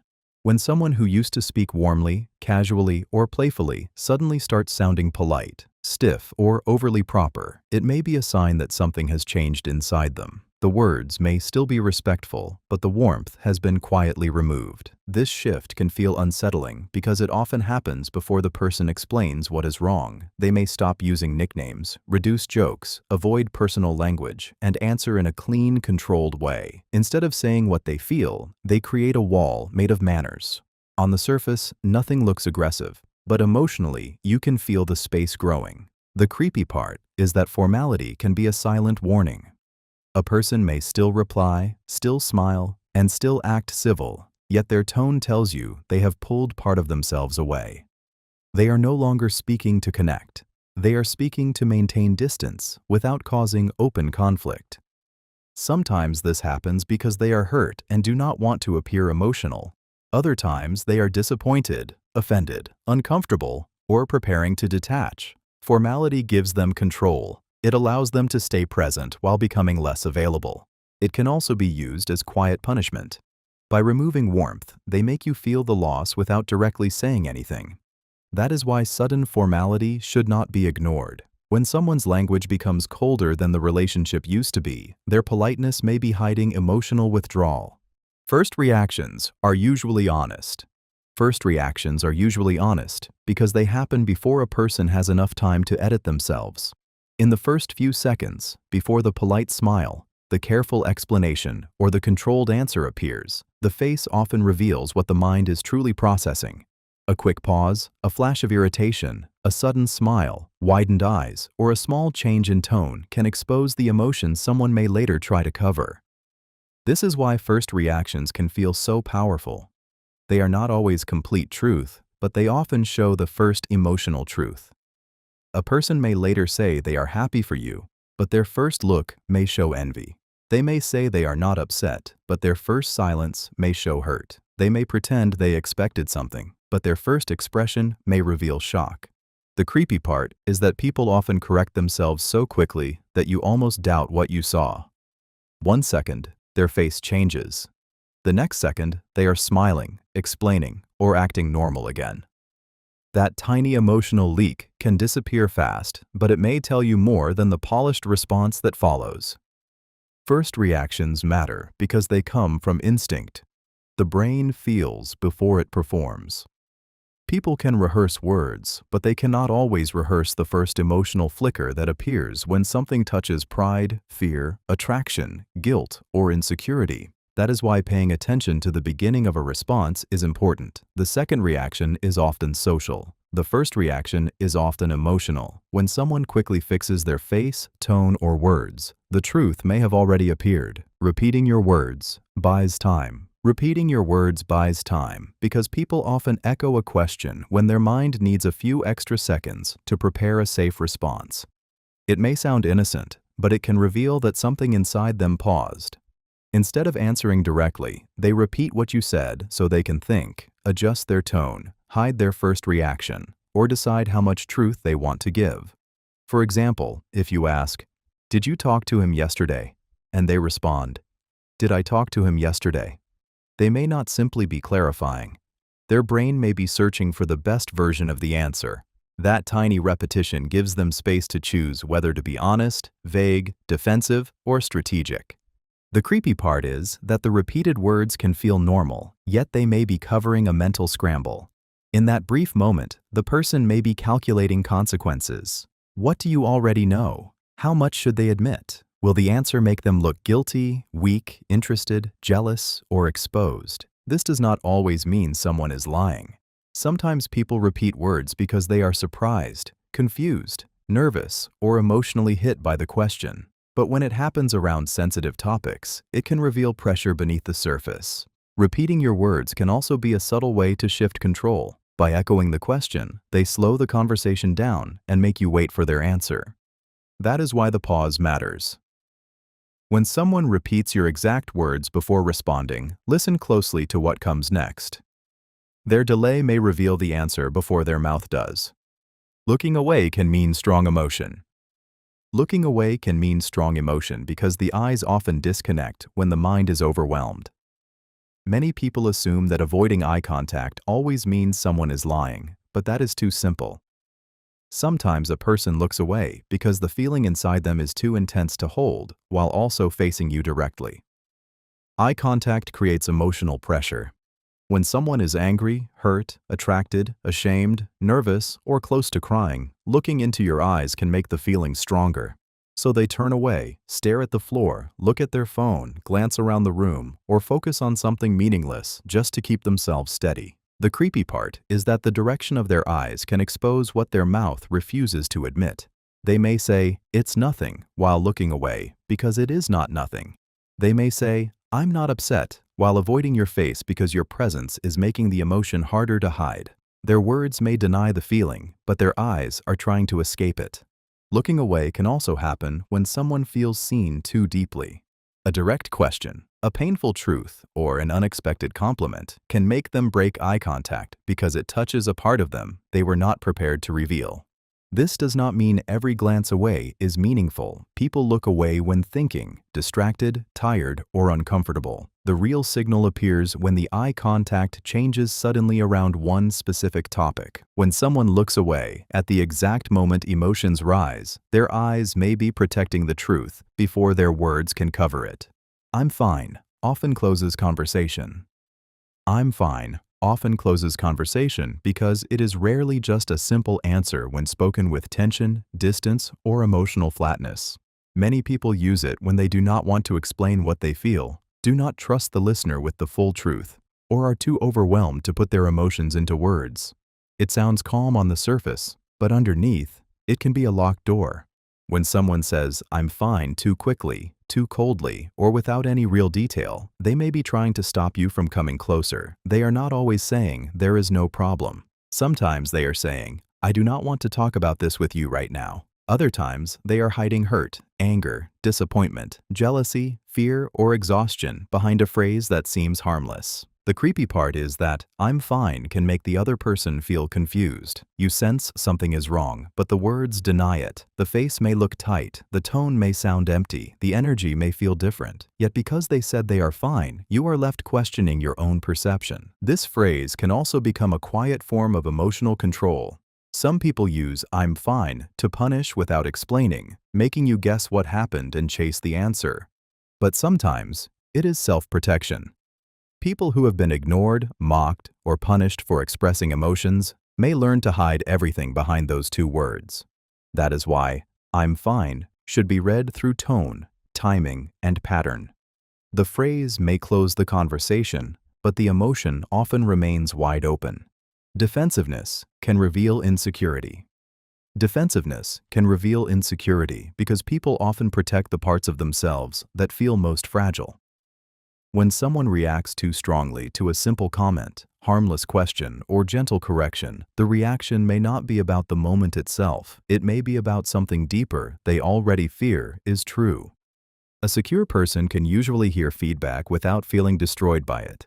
But an insecure person may hear feedback as an attack, even when it was not meant that way. A simple, "Why did you do it like that?" can suddenly turn into excuses, anger, blame, sarcasm, or withdrawal. Their mind does not hear curiosity, it hears judgment. The creepy part is that defensiveness can point directly to the wound. If someone becomes defensive whenever intelligence is questioned, they may secretly fear looking foolish. If they become defensive around loyalty, they may fear being seen as untrustworthy. If they overreact to comments about success, appearance, money, or competence, that reaction may reveal where their confidence is weakest. Defensiveness is not always guilt. Sometimes it is fear. Sometimes it is shame. Sometimes it comes from years of being criticized, compared, embarrassed, or made to feel never good enough. So when a new person says something small, their body reacts as if an old pain has returned. But defensiveness can also be used to shut people down. Some people attack quickly because they know it makes others stop asking questions. That is why defensive reactions matter. When someone protects a topic too aggressively, they may be showing you the exact place where their ego feels unsafe.